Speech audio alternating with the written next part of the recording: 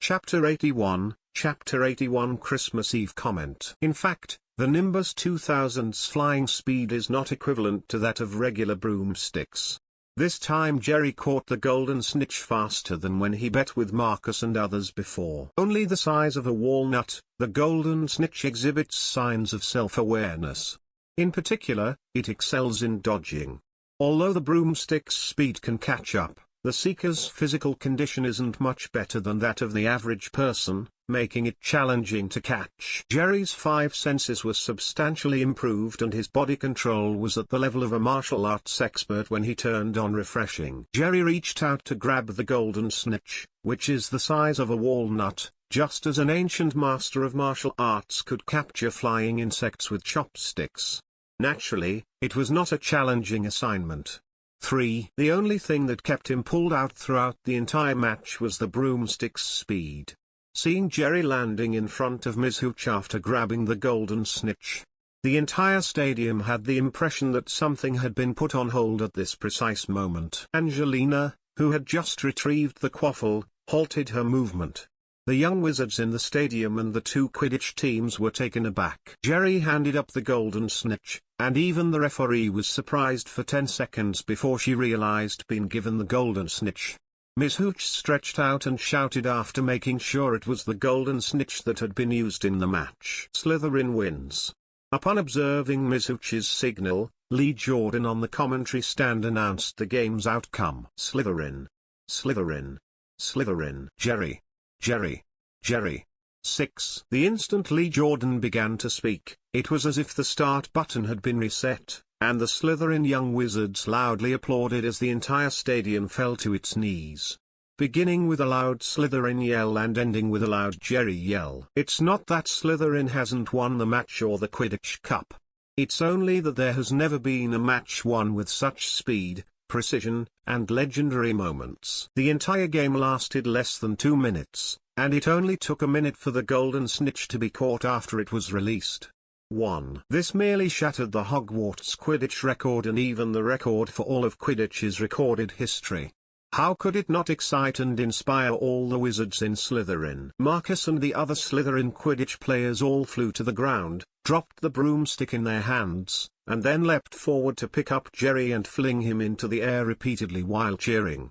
3. Even though they had made some preparations for today's outcome following Jerry's performance from the previous performance, when the actual outcome occurred, they were not much more at ease than those young wizards on the audience stage at the time. They understood that for the next 7 years, the Slytherin team would not face any competition as long as Jerry persisted. The only thing they would think about is that they'll eventually play on the field lazily. 1. As a result, Jerry's name became well known throughout Hogwarts and even among the Wizards of Hogsmeade as the first Quidditch game of the year came to a perfect conclusion. The strongest seeker in history, Jerry, was born. Jerry, on the other hand, was remarkably composed. He was considering ending the game early so that he could return to studying magic sooner. 1. Jerry noticed that in the days that followed the initial Quidditch match, people seemed to be more interested in him. When they ran across him at school, wizards from all 4 houses, not just Slytherin, would grin and say hello. Some young wizards even gave him a number of nicknames. For instance, Legend of the Quidditch Game, Quick J, King of the Ball, Golden Snitch Buster, and so on. 8. Of course, Jerry will be somewhat influenced by this.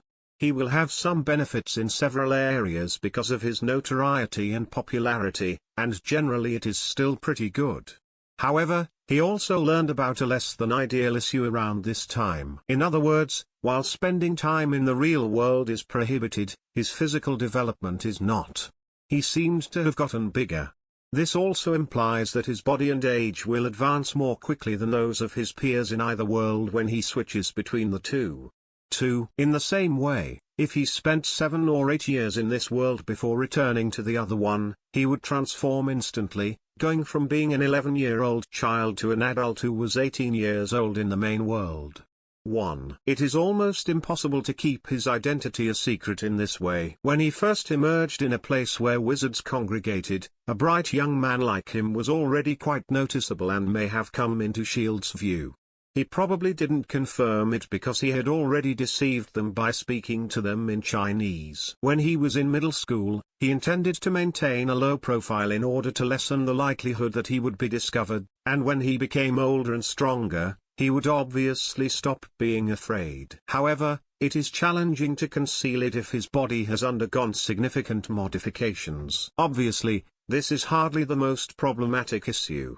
Because of magic and potions, he might be able to find a solution to this issue. His greatest source of embarrassment was the problem of lifespan. Even though a wizard often lives longer than the average person, their longevity doesn't increase significantly. He always moves back and forth in this way, and he will continue to visit other worlds even if the panel opens more in the future. 4. If this keeps on, it would seem like his peers in the real world have just entered adulthood while his life expectancy is almost over. He started debating whether it would be worth the risk to acquire the magic necessary to concoct a longevity potion at this point. Even if the Sorcerer's Stone's longevity has many drawbacks, at least he can live forever. He has more time to consider various options the longer he lives. Under Dumbledore's control, taking the Sorcerer's Stone is not an easy task. He can only move forward in this fashion one step at a time, and perhaps there will be a better solution in the future. As a result, it wasn't long before it was mid-December, and Hogwarts' exterior was as heavily snow-covered and fully frozen. The first semester at Hogwarts will end a week before Christmas, and the second semester will begin in early January. Christmas is quickly approaching. Wizards have the option of spending Christmas at Hogwarts or returning home. Jerry has updated his name on the school's list throughout the past week.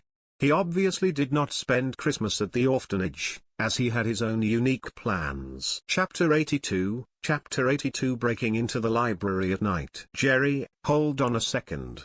We need to ask you a question. Jerry was ready to go to the library on Saturday morning with Hermione to read a book as usual when Harry and Ron stopped him. Jerry had just completed breakfast. What's going on? Jerry sat down with interest. Jerry, do you still recall the event when we unintentionally entered the prohibited area on the 3rd floor? They said to him on the side. Of course, I recall that you also mentioned there was a large 3-headed dog watching over something significant. Jerry nodded. He had planned to visit the response room that day, but due to the accident, he was forced to go back. 1. Harry claimed that something significant Dumbledore had hidden inside, and that was connected to a wizard by the name of Nicholas Flamel was about to be stolen. Have you seen this guy while reading in the library? Hermione carried on. Harry actually questioned Hermione first because she frequently presents herself as an expert, but Hermione had never noticed this name in the library book. She suggested asking Jerry because she was aware that he read more books than she did and that their reading preferences differed. As it turned out, Jerry was also aware of their plan to go to the 3rd floor. The Sorcerer's Stone's creator, Nicholas Flamel? The 600 or 700-year-old alchemist? 1. When Jerry's heart began to race, he halted and instead turned to Harry and inquired, who is it, that person that wanted to steal something from the forbidden area on the 3rd floor? Well, I'm honestly not sure yet, but he's probably the one who released the troll on Halloween. Harry retorted with a hint of deception in his eyes. Jerry narrowed his eyes and assumed that Harry was about to mention Snape, the head professor of Slytherin, but since Jerry is a Slytherin, Harry chose not to say it. He was a little perplexed, because his presence disrupted both the Quidditch and Halloween events. How did Harry again pick on Snape? 1. After some consideration, he concluded that Dumbledore most likely carried out some covert training for Harry, as a result of which this incident occurred. No matter how Jerry's actions alter the course of the plot, if Dumbledore wishes to instruct Harry, he will direct Harry to the 3rd floor prohibited area. How did you learn that Nicholas Flamel was related to the 3rd floor restricted area? Jerry re-asked for confirmation. This time, Ron provided the initial response, while you and Hermione were in the library reading. Hagrid sneaked a word to Harry and me after we arrived to play at his hut. The 3-headed dog was actually Fluffy, a pet owned by Hagrid who lent Dumbledore the animal to watch over that priceless item. Harry immediately agreed and nodded, saying, unfortunately, he didn't tell us what that item was, no matter how we asked him later. That is the case. According to what I've heard, Mr. Hagrid's hut is fascinating. Can you take me there to join the next time you have time? Jerry smiled and nodded once more. Of course, Hagrid is a wonderful person. He enjoys playing with us a lot. Do you recognize Nicholas Flamel, Jerry? Harry was growing irritable. Nah, Jerry remarked while turning to stare at Harry and Ron with a dejected expression, but I know where to discover information about this individual. Where? Ron and Harry once more had optimism. Jerry grinned, given that neither Hermione nor I am familiar with Nicholas Flamel. Consequently, the introduction to this wizard cannot be located in the main part of the library. Do you mean? When she heard the remarks, Hermione on the side appeared to be considering something before turning her head to stare at Jerry in shock. Yes, you guessed right, it's there. Jerry made an expression. Where are you talking about? Harry and Ron asked in a hurry while scratching their brains. The restricted area of the library. Hermione and Jerry agreed, and both spoke. Restricted area. Yes, why hadn't we thought about that? When Harry and Ron instantly exclaimed, they knew in their hearts that if they couldn't find it in the common area, they would have to search the restricted section. Jerry, you can only borrow one book at a time and enter the restricted area with a note that has been signed by the professor. We cannot borrow books from the restricted area. Hermione's little brow furrowed again. Jerry indicated to the three to approach by pressing his head and then looking to the left and right. Why don't we simply sneak over there at night? What? Hermione, Ron, and Harry all exchanged shocked looks with Jerry. They saw Jerry as the ideal student, elegant, polite, getting good marks, the strongest seeker who broke the Quidditch record, and more. With all the perks. It was impossible for them to remain unaffected by Jerry's suggestion to break the rules and go to the library's restricted area after hours. It's as if the best student in the entire school, the one who earned the respect of all the teachers, had drawn you aside one day to suggest to all of them by skipping a class together. Jerry laughed as he observed this and remarked, actually, there's no need to act shocked. At 11 or 12 in the evening, I frequently hang out in the castle. Don't worry. This is just a simple hobby of mine. Filch and Mrs. Norris won't catch me since I have a unique method for doing so. If he was right, there was a secret potion recipe and method of preparation contained in what appeared to be a magic book named Powerful Potion in the library's restricted area. 1. It would be impossible for him to enter the restricted area of the library by himself, but the risk would be much reduced if Harry took responsibility. 1. It's very risky.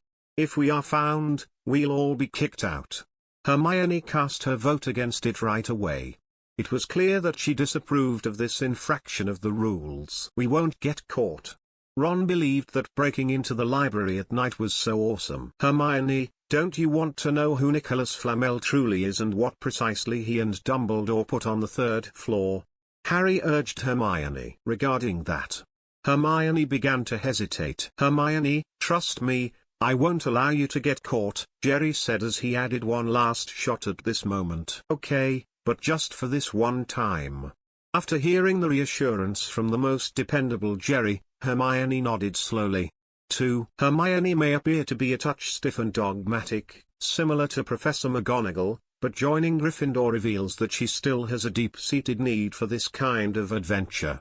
In actuality, Hermione started a lot of prohibited activities during the later part of the original work. Chapter 83, Basics of Alchemy. 12 o'clock at night. Jerry entered the castle's 8th floor by sneakily leaving the Slytherin dormitory, skillfully avoiding the monitoring Filch, and using catnip powder to take down Mrs. Norris. Instead of heading to the Room of Requirements today, he arrived at the Gryffindor common room door and stood in front of the fat lady's portrait. Let's go to the library now, Jerry waved to Harry, Hermione, and Ron in a low voice as they emerged from the portrait and then took the lead on the stairs. The three were shocked to see Mrs. Norris sitting on the ground and leaning on the stairs as they passed the 6th floor, which nearly caused them to turn around and want to flee.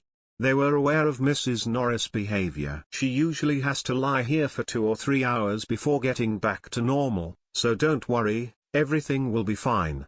1. After hearing Jerry's statements, the three of them gave Mrs. Norris a quick glance before she went back to her previous state of being drowsy and seemingly daydreaming. Jerry abruptly stopped as he made his way to the second floor once the four of them reached the third floor. He turned on refreshing, felt the vacant room next to him, caught someone's eye, and smelled the same scent in his nostrils as when Harry and the others had previously broken into and exited from the third floor. Dumbledore ought to have arrived with the disillusionment charm, and he was aware. However, Harry is undoubtedly an exception. As the headmaster of Hogwarts, he will not care that the young wizards go out at night, and he will not let the ubiquitous painting pay attention to where the young wizards have gone and what they have done. The fat lady was expected to inform Dumbledore of the situation soon after Harry left the common room. Alohomora. He pulled out his wand and cast an unlocking charm at the library entrance, which opened effortlessly. Even the most basic lock-picking spell can be used to open the magnificent Hogwarts library, which is home to numerous hazardous magic books. Jerry and Harry entered the library together and, shaking their heads, made their way to a section that was off-limits to them before. Mighty Potion. Book of Spells. Wicked Dark Magic. Toxic Magic, and Book of Spells. Jerry instantly felt the impulse to pack all of these mystical books into his own suitcase as he stared at the books on the shelves. 1. Despite sensing occasional glances from unobserved eyes, he continued to speak quite logically. Look for novels that are relevant to the character's biography, everyone.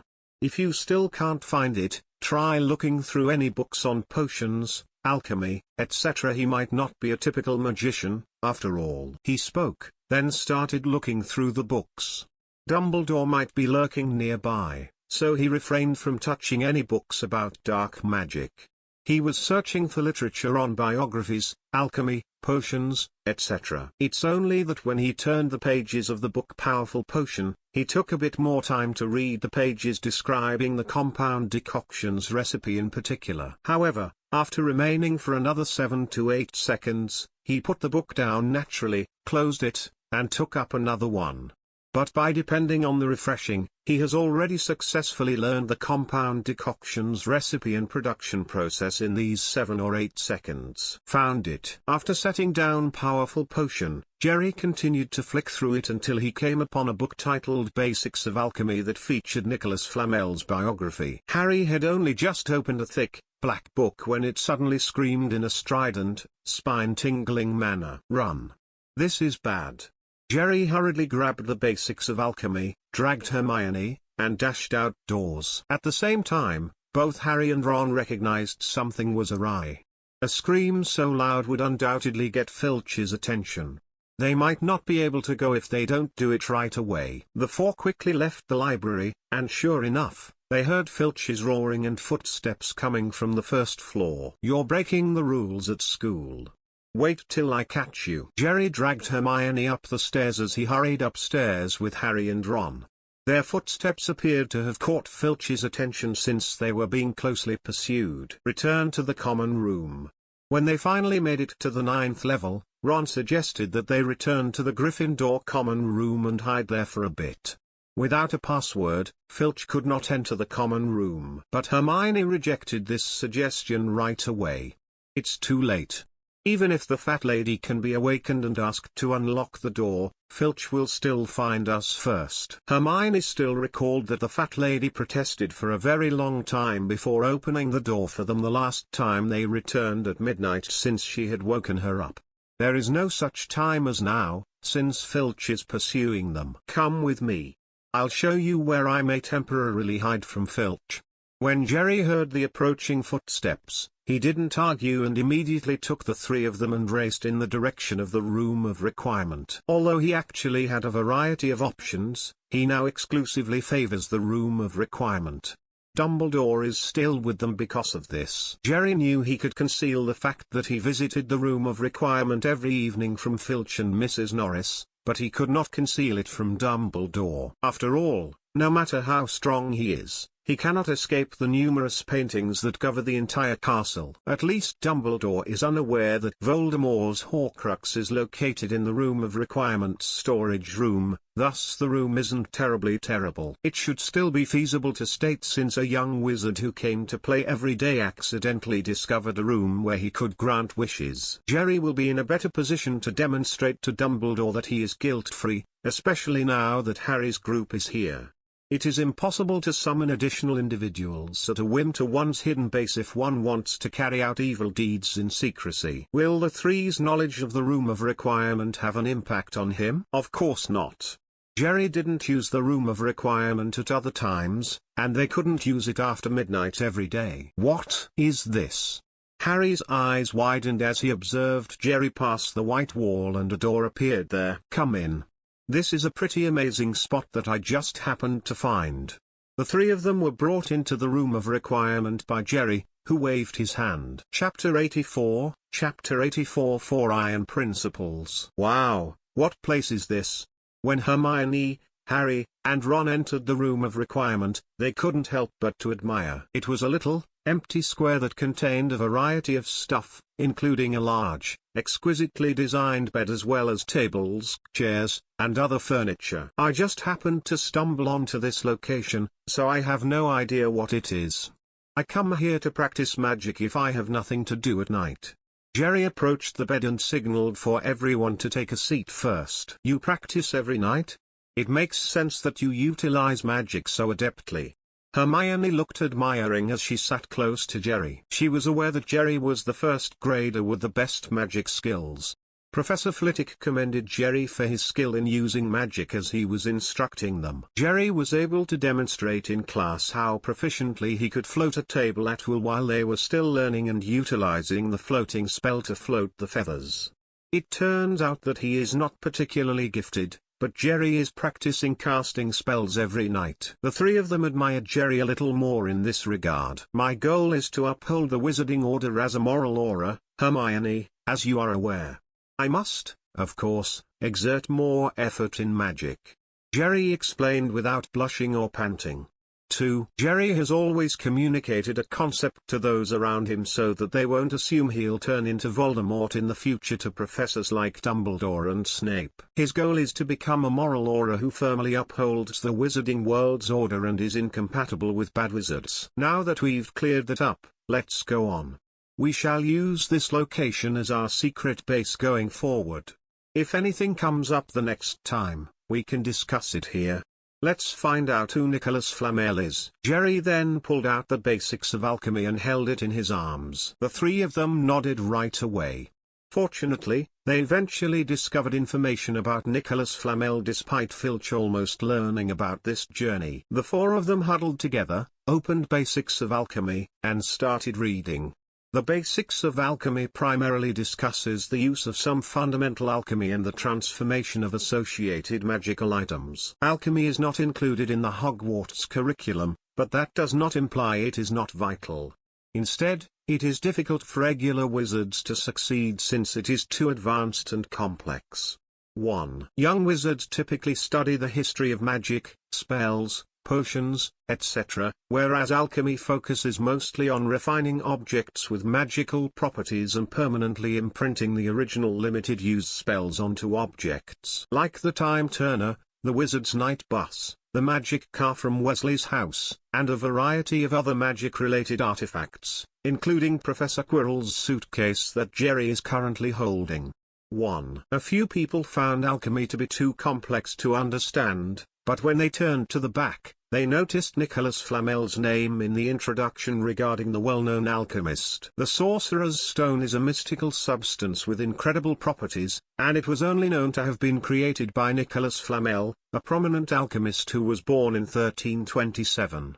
The Sorcerer's Stone has the power to transform any metal into pure gold and to produce an elixir of life that makes drinkers immortal.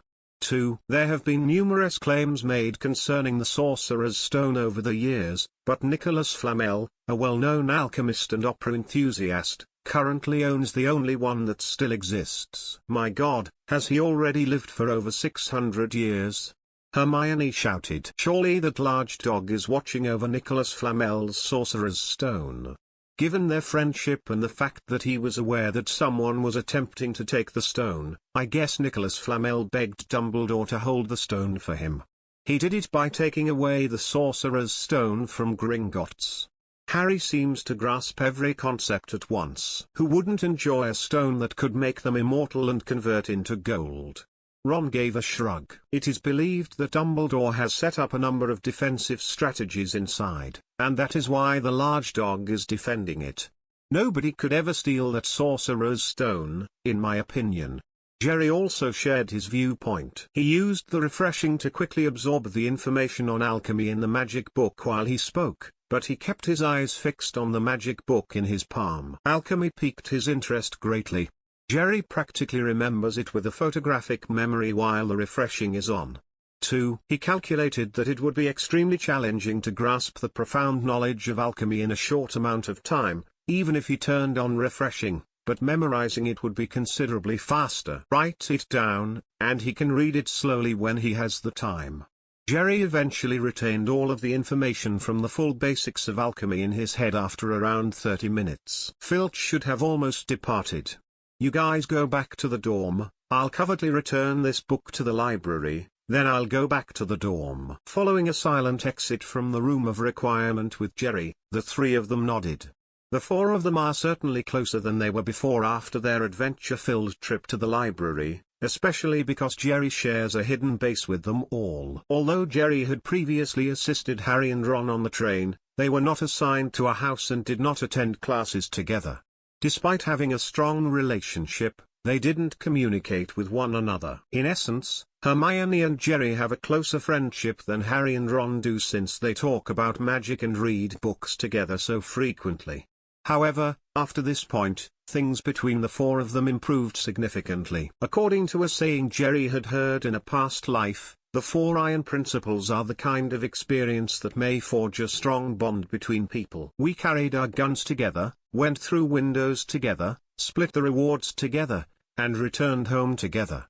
5. The bond between the 4 of them is undoubtedly strong because they break the laws of the school together, break into the library at night, discover the mysteries on the 3rd floor, and even build a secret base. Jerry returned the Basics of Alchemy book to the 2nd floor library's restricted area while sighing quietly to himself.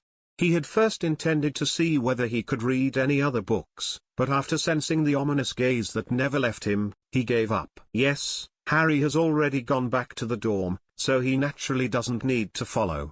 He entered the gated region, which is extremely hazardous for young wizards.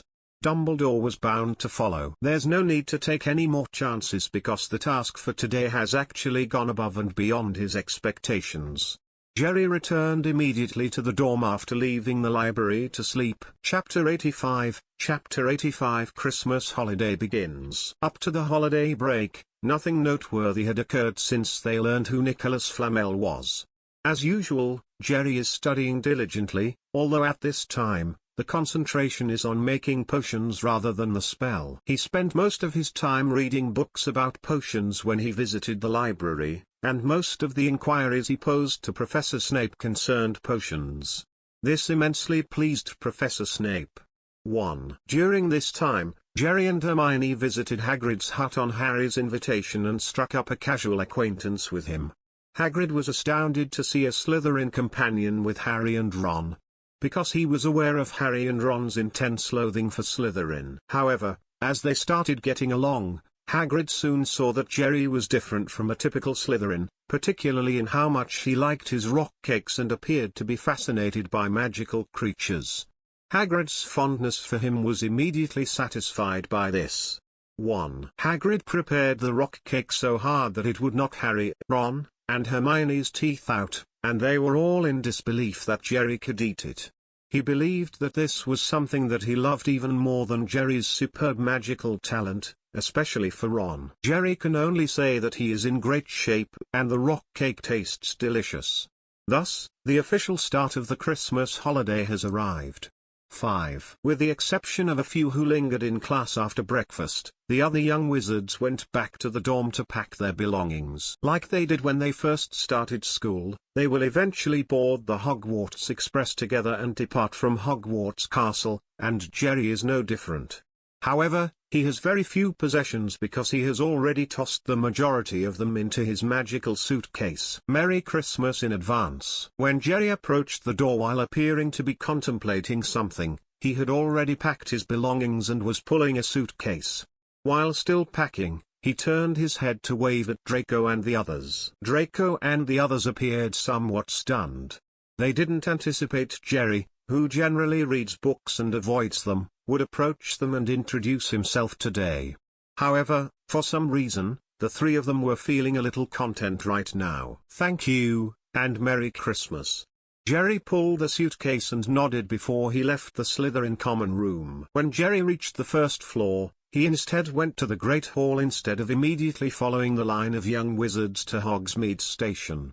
Because he scheduled a meeting with Hermione to bid Harry and Ron farewell here. Hermione wouldn't choose to spend Christmas at school because she has family, but Harry didn't want to visit his uncle's family because he didn't want to see their faces, so he opted to stay at school. Ron's parents also remained with their two older brothers this Christmas because they intended to visit their second kid Charlie there. Jerry entered the Great Hall and discovered that it was significantly more gorgeous and stunning than usual. A dozen tall Christmas trees were positioned throughout the room, some of which had small icicles and others that had hundreds of candles. The walls were festooned with holly and mistletoe. Some are even covered with small golden bubbles transformed by magic. Jerry, here. Just as Jerry's eyes were drawn to the auditorium's many exquisite decorations, Harry and Ron waved to him from the Gryffindor table. Are you playing wizard chess? Jerry moved nearer to see Harry and Ron playing wizard chess, a game that is particularly well liked among wizards. Wizard chess is a mystical version of chess in which the player commands the pieces to move to the target square on their own. When a piece is captured, the enemy piece will topple it before dragging it off the board. Jerry is not very interested in playing wizard chess, but he is quite intrigued by the alchemy involved in creating a wizard chessboard. He made sure to read the basics of alchemy, which were copied from the restricted area, and discussed this type of alchemy that imbues common substances with spiritual intelligence. However, the subject matter is quite profound, therefore he most likely won't be able to finish it quickly.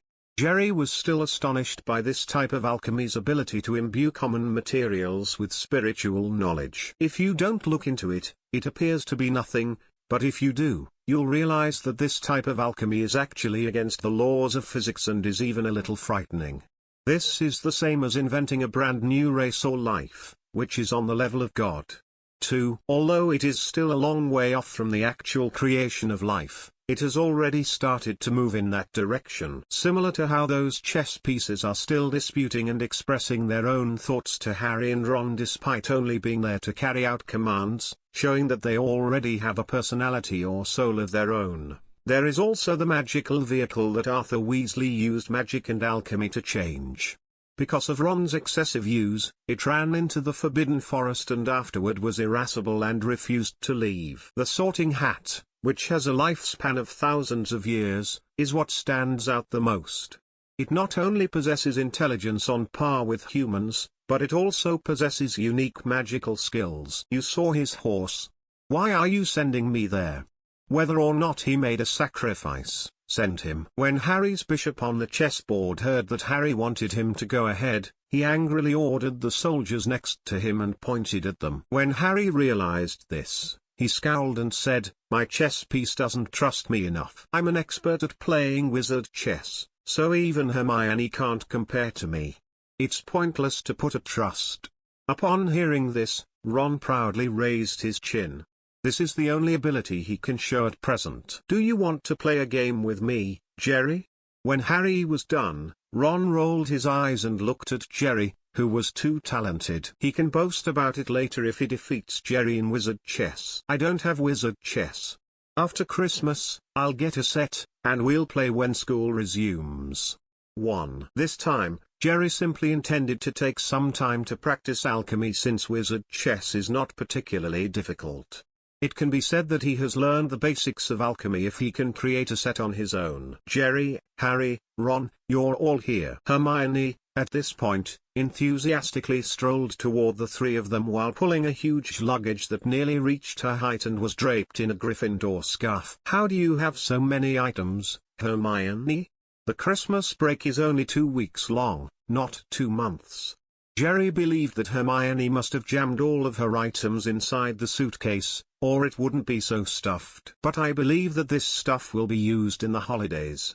Hermione spoke sweetly while her eyes fluttered. Chapter 86, Big Purchase at Diagon Alley. 50 minutes later. Jerry pushed Hermione's bulky suitcase to the far corner of the room, and the Hogwarts Express gently began to move. The number of young wizards riding the Hogwarts Express was significantly lower than when the school first started because several wizards, particularly older wizards, decided to stay in school to study for the exam. There were only Jerry and Hermione inside this room. The two nearly simultaneously pulled a magic book out of their suitcases after setting the suitcase down. Then they conversed while reading a book while sitting side by side. As the train proceeded on, the mountains and woodlands outside the car window transformed into snow-covered meadows and wizard villages. The train arrived at London's King's Cross station just before noon. 1. The young wizards were led by their parents as they passed via platform 9 3/4, through the space magic open passage, and changed back into Muggle clothing before vanishing into the crowd. The Grangers had already arrived in their car early at the King's Cross platform gate and were waiting because they had previously gotten a letter from Hermione using the school owl. Jerry, remember to send me a letter. Hermione popped her head out the window as the car accelerated and waved to Jerry who was waiting outside. Yes, I will. Jerry pulled a bottle from his pocket as he watched the car drive off into the street. He added a few hair strands that he had just sneakily plucked off Hermione to the bottle. No one will ever doubt me again after I create a potion. Jerry walked directly to the subway door after pulling his small suitcase. He most certainly won't return to the orphanage. After all, why would he? He has no choice except to waste time trying to return to the orphanage. He has a tiny amount of red stars left after being in this world for more than 3 months and constantly using the refreshing ability. He intends to spend the 2 weeks of his Christmas break in Diagon Alley this time. He must make a purchase in Diagon Alley first. Although there are numerous books in the Hogwarts library, many of the magic books that are harmful or for adult wizards are essentially placed in the restricted area because they are all not intended for young wizards. However, none of these restrictions apply to those bookstores in Diagon Alley. He cannot prevent you from purchasing books as long as you have galleons. Second, the only area where he may use magic freely throughout the holidays is Diagon Alley since there is a trace in his body and he is powerless to get rid of them. Several senior Slytherins said that the Ministry of Magic can only keep track of whether magic is present nearby. It cannot precisely track if you utilize magic. Even if magic is employed, the Ministry of Magic cannot judge you if you are in a location with many wizards. In the same way that their wizard parents enable them to utilize magic at home. If their parents don't notify them, the Ministry of Magic will assume that the child wizard's parents' magic is to blame. Young wizards born to Muggle parents are thus subject to significantly more restrictions than those that apply to wizards from wizarding families. The Ministry of Magic will begin monitoring Muggle families' wizards as soon as they use magic because there aren't really any other wizards in the area. The Ministry of Magic would therefore believe that Harry broke the laws after Dobby performed magic at Harry's home. Since Harry was the only wizard in the entire neighborhood, the Ministry of Magic deemed him to have casted magic. Jerry immediately located the leaky cauldron that Professor McGonagall had brought him earlier after taking the subway to Cross Road. Tom sent him to an old room on the second floor with a distinctive design after paying 14 galleons. He will then stay in this room for 2 weeks. Jerry didn't head to Diagon Alley right away after stowing his bags. Instead, he placed an order for a lavish meal below. He started to take a stroll down Diagon Alley after lunch. Professor McGonagall didn't do much shopping while he was there last. He will undoubtedly visit every store this time, excluding Nocturne Alley. Given the relative level of danger in Nocturne Alley, he has no immediate plans to take chances. Lacewings, leeches, fluxweed, knotgrass, shredded boomslang skin, and powdered bicorn horn. In his head, Jerry recalled the recipe for a potion from a book, so he first went to the herbal store in Diagon Alley. Making a potion takes around a month. Jerry intends to produce a few additional items to avoid accidents. This is a complicated and unusual potion.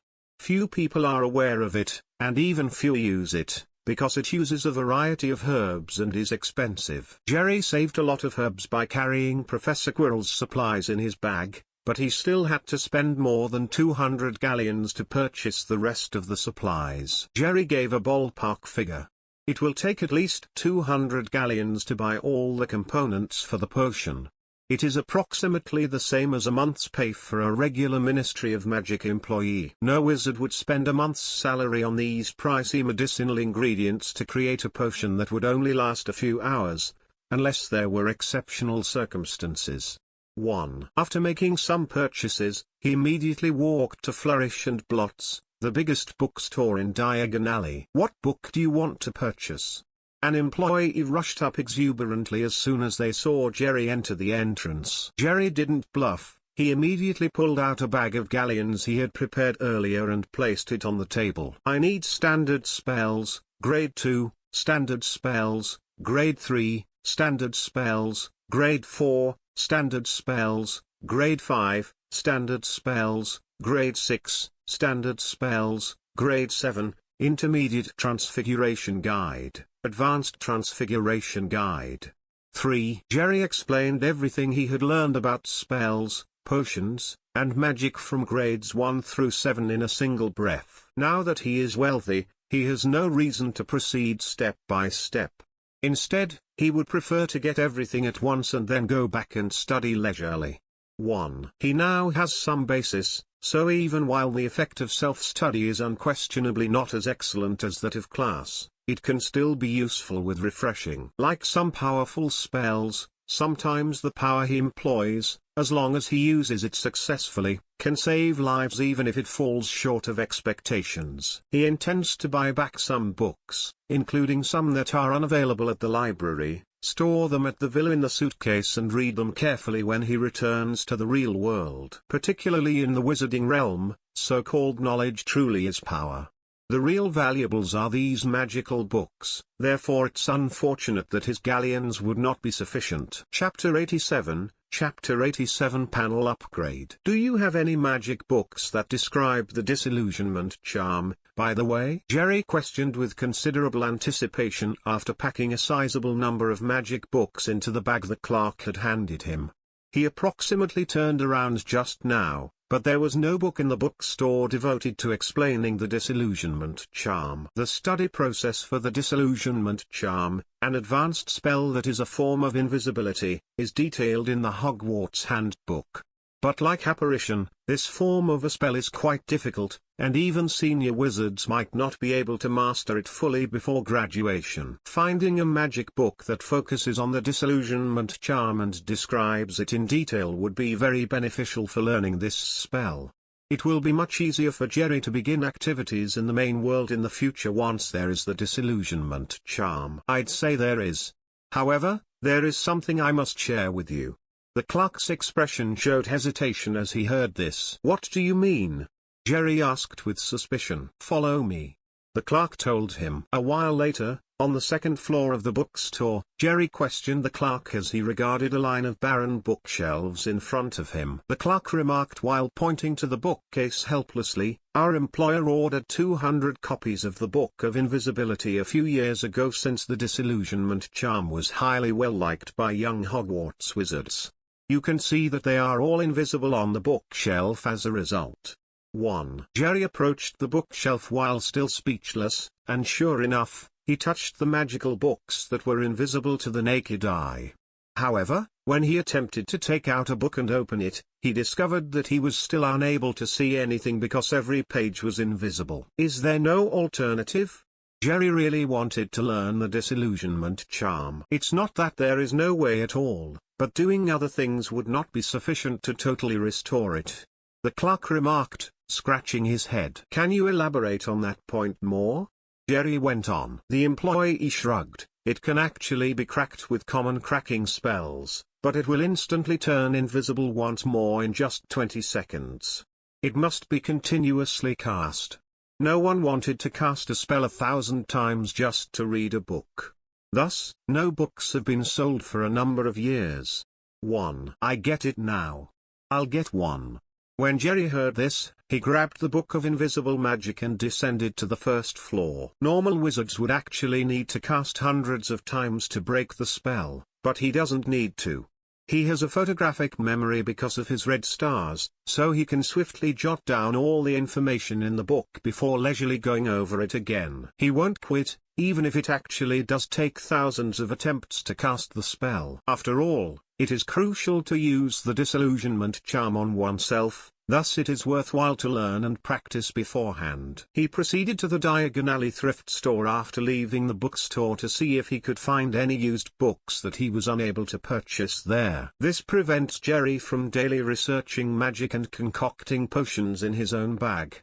However, he can do this by exploring Diagon Alley for different magic books, potions, or tools that will be useful to him. In the end, there were even fewer than 30 galleons remaining after more than 1,000 of them also vanished like flowing water. This is also because he earned a little sum of galleons by selling the low-level potions he had created to the potion shop, otherwise, there wouldn't be 30 galleons left. Although Jerry was only in the first grade, due to his hard work on potions, he often consulted Snape, a potion master, and communicated with Hermione, a potion genius. His level of potion is much better than that of ordinary wizards in the 4th and 5th grades. Especially with the refreshing, there are very few failures when making potions, which saves him a lot of unnecessary cost and waste. The profit is higher than that of ordinary potion masters, so he can make a small profit for himself. December 24th, Christmas Eve. After delivering the Christmas presents he had already packed to Harry, Hermione, Ron, Draco, Daphne, and several other students via the post office in Diagon Alley, including all the professors he knew. 1. Jerry arrived at the Leaky Cauldron after that, carrying a package and a wand, and starting to patiently wait for him to return.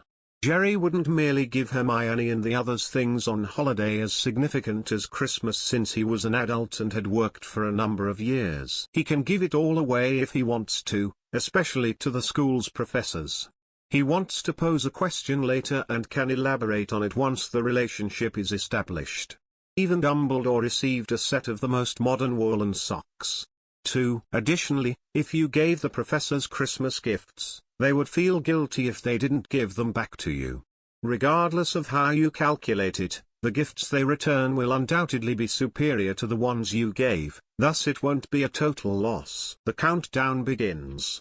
10, 9, 8, 7, 3, 2, 1, returning. After a brief interval, Jerry went back to his Queens, New York, home. Hey, there's an upgrade. Jerry examined the panel after putting the suitcase in his pocket and discovered that all of the panel's content had vanished, leaving only a few huge characters. Panel upgrade. Click to open the upgrade instructions. The second world will be made accessible following this upgrade.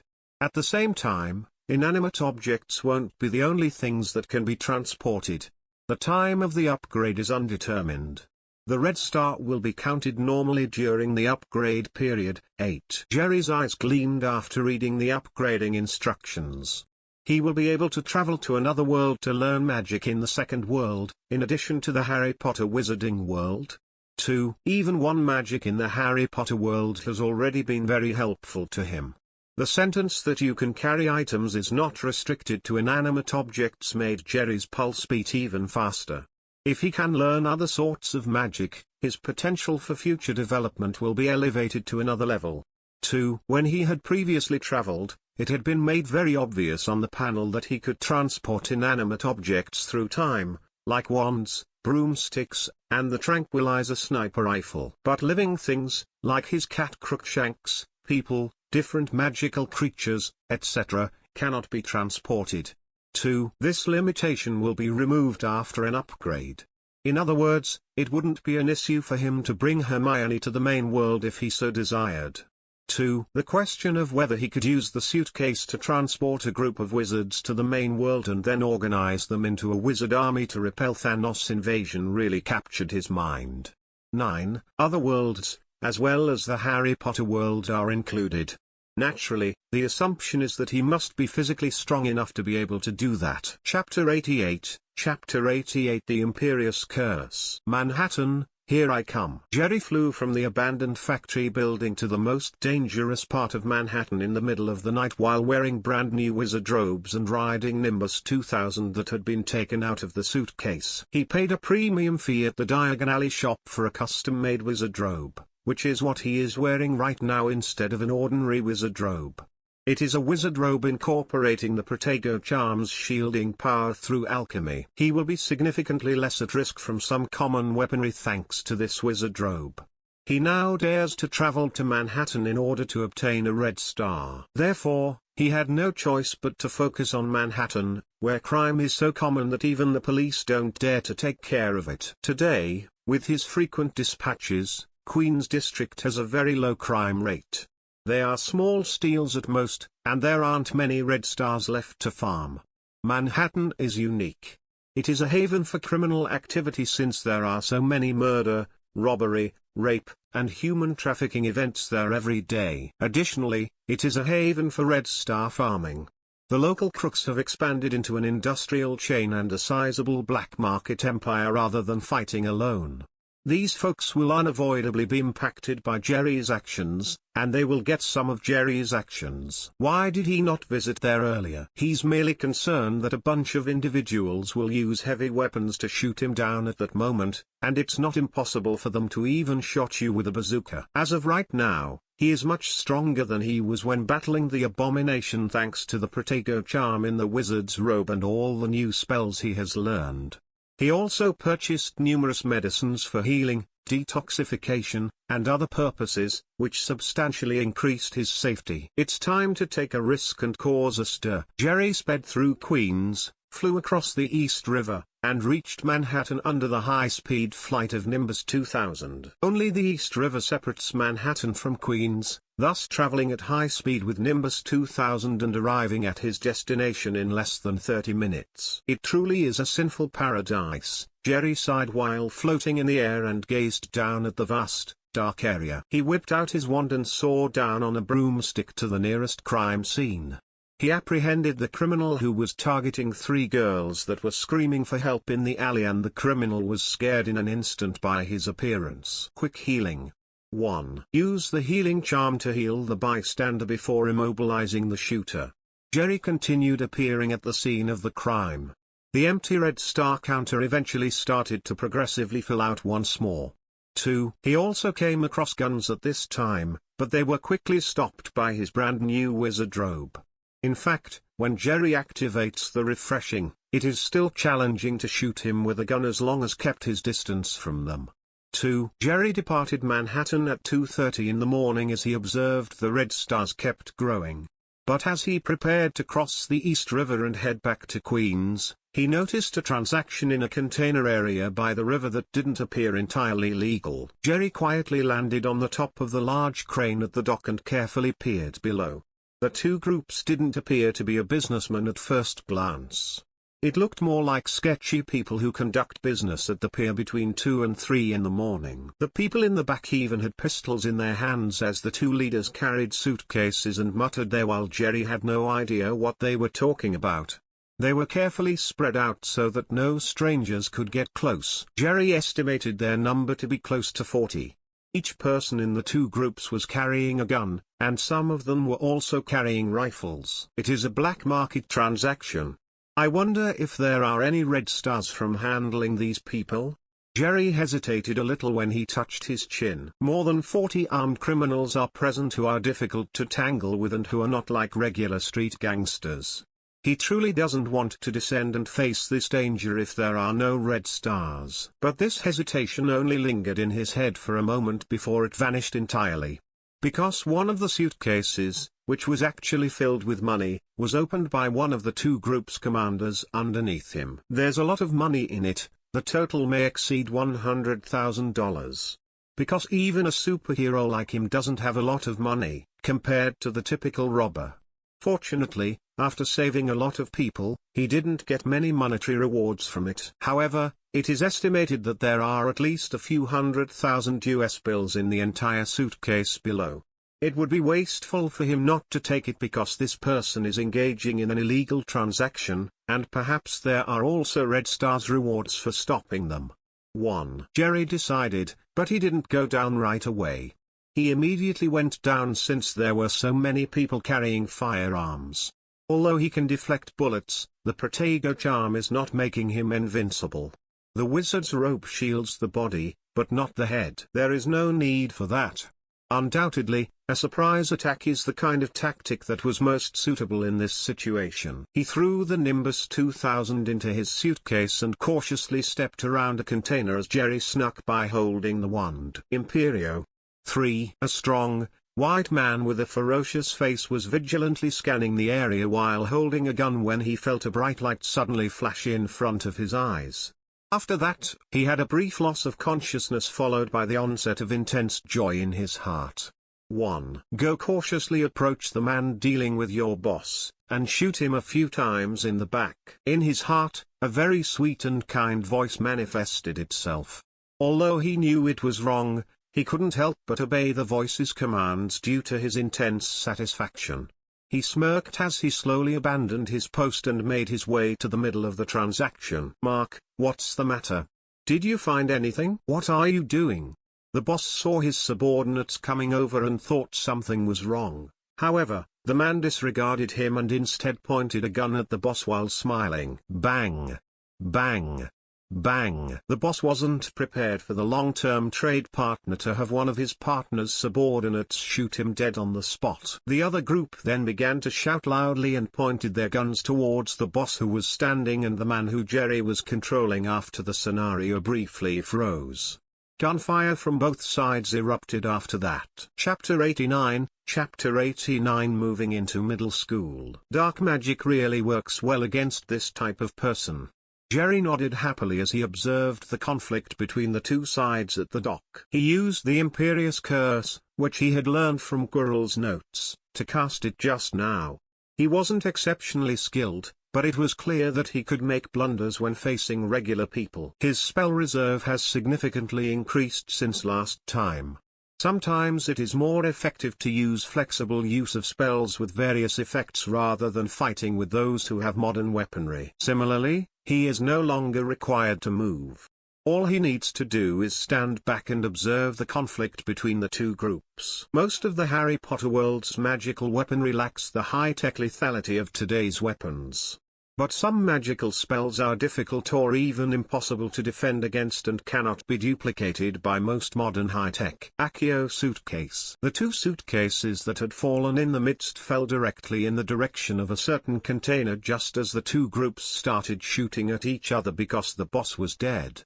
It was Jerry who cast the summoning charm. He disregarded the conflict and boarded the Nimbus 2000 after throwing the two suitcases of theirs into his own suitcase and saw that the number of red stars had in fact increased slightly. 1. He is unable to receive a red star, whether the individual is kind or terrible. The red star can only be obtained by putting an end to the crime that is taking place and performing good deeds. Why even bother to stay here any longer when he has the money in his hand?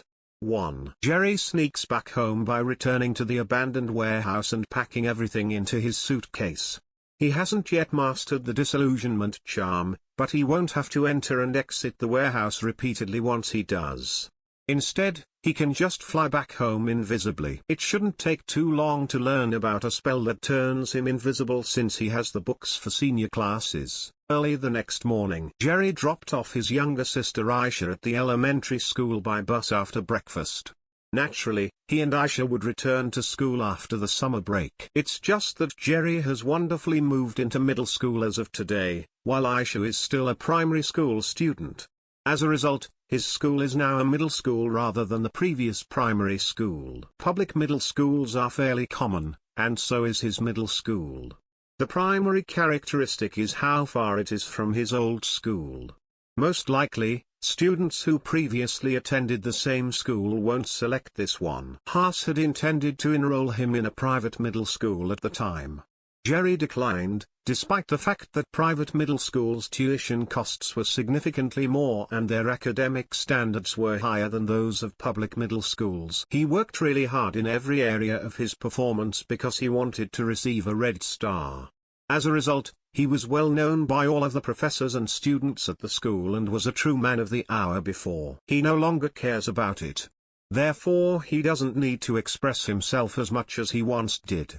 Instead, he plans to employ a potion to entirely disappear from S.H.I.E.L.D.'s radar. He will naturally become more relaxed after that. Jerry looked into this public middle school and found it to be relatively ordinary overall, with very loose management, perfect for his current predicament. I'm not here, Aisha. At school, you must put in a lot of effort and pay attention to your teachers.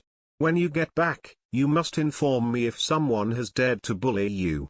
Jerry worriedly went through each explanation one by one before transferring Aisha to the school bus. I don't want to be away from you, brother.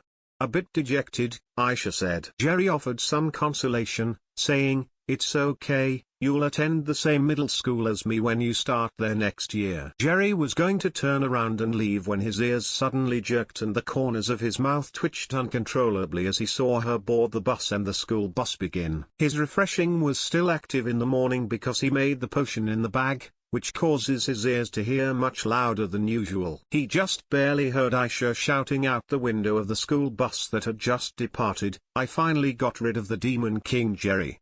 Finally, the new kingdom era of Queen Aisha is upon us, ha. Ha. Ha.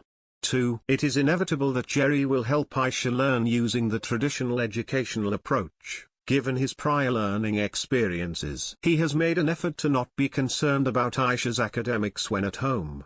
Aisha is undoubtedly relieved that she and Jerry are no longer in the same school because he still keeps a careful check on her there. Jerry believes that, in terms of keeping an eye on Aisha's academic progress, he has outdone the majority of parents in this nation. Even still, Aisha's math is still capable of failing every exam. There may be no need to put in much effort because it may not be very skilled in a particular area by nature. Even if you don't put forth a lot of effort, you can still accomplish a lot if you are gifted in a particular area. 3. Jerry, who had plenty of money, rode in a taxi for more than 30 minutes before arriving to pick up his new middle school. A large number of children, both boys and girls, entered the school's gate at the start of the school year. They all had various fashion senses, but practically all of them wore what they considered to be the hottest attire because, at this age, they were all competing to be the cutest and most fashionable boys in school. In contrast to middle schools in his past life, the main highlight is on children who have good grades. However, in this place, nerds who are bright but uncool will be loathed by most people and find it difficult to make friends. People who appear to be trendy, adaptable, or outstanding in a variety of activities tend to be popular. Maybe it's because kids here are more mature and have more exposure to the internet than kids their age did in his prior life. Because achieving grades back then was really hard. 2. Jerry is the most unfashionable of the middle schoolers in terms of attire. He was dressed in a basic loose t-shirt, pants, and cap while purposefully donning a pair of big, black-rimmed, non-prescription glasses. He was also not particularly tall. Even though he has been in the world of Harry Potter for half a year, Jerry's height is comparable to Hermione, thus it is not exceptional among his peers. Jerry is powerless to change this, but he believes that age should be the primary factor. In a typical environment, girls develop sooner and boys later. Thus, Hermione developed more quickly at the same age of 11, and he predicted that it would be another 2 years before she reached her full height. Haas once said about the exceptional heights of Jerry's mother and biological father. It doesn't make sense that he only inherits their looks, but not their height. Chapter 90 Jerry's life in middle school. Jerry saw that middle school in this country was significantly dissimilar from middle school in his previous life as soon as he stepped inside the building. In elementary school, this kind of cultural gap was less visible, but once he got to middle school, it was quite clear. He still has vivid memories of that time when he was in middle school. He frequently witnessed large groups of his middle school classmates fighting outside the building. There were several students fighting inside the school the one time he was amazed, but this time is definitely different. Hair coloring, long hair, smoking, getting into trouble in class, and falling in love are all behaviors that, if detected, will undoubtedly have a good ending. He had a faint recollection of hearing the needle drop in arithmetic class. All of the commotion in the classroom would vanish into thin air as soon as the math instructor walked into the room. 2. He has hazy memories of a classmate who was well liked outside and the instructor caught smoking after class at a secret location behind the school. They got into a fight in front of everyone, which caused a scene. Of course, that is uncommon today. In this middle school, perms of all types, curly hair, jewelry, and foreign clothing seem to be quite widespread. Jerry discovered two children, ages 13 and 14, cuddling and kissing in the corner even as he was still making his way upstairs. 2. Both of them felt nothing at all after Jerry saw them, as if they were used to it. Some excellent private middle schools are predicted to have stricter control in this area, so this could potentially be related to school management. 2. He actually likes this circumstance since it gives him what he needs. He has more time to pursue his own interests the more lax the school administration is. He entered his classroom and took a seat in the far back corner. Soon, the first class started when the bell rang. My name is Jerry Carmen, I'm 11 years old, and I have a lot of interests and aspirations for the future. Jerry, who was sat in the back row's corner, stood up, spoke a few things in an out-of-the-ordinary way, and then sat back down. He was only observed by the instructors and other students in the class for a brief period of time before they turned their attention to the next student. Repello Muggletum. 1. At this point, Jerry quietly retrieved his wand, gave his desk a quick tap, then removed the magic book from his suitcase and started reading it. The Muggle-repelling curse is a straightforward spell that Jerry recently learned, although the precise outcome depends on the wizard's ability. 1. The Muggle-repelling charm can make Muggles overlook a particular area without their knowledge or unintentionally do so. It does not actually repel Muggles. It more closely resembles a psychological nudge. It was similar to the leaky cauldron.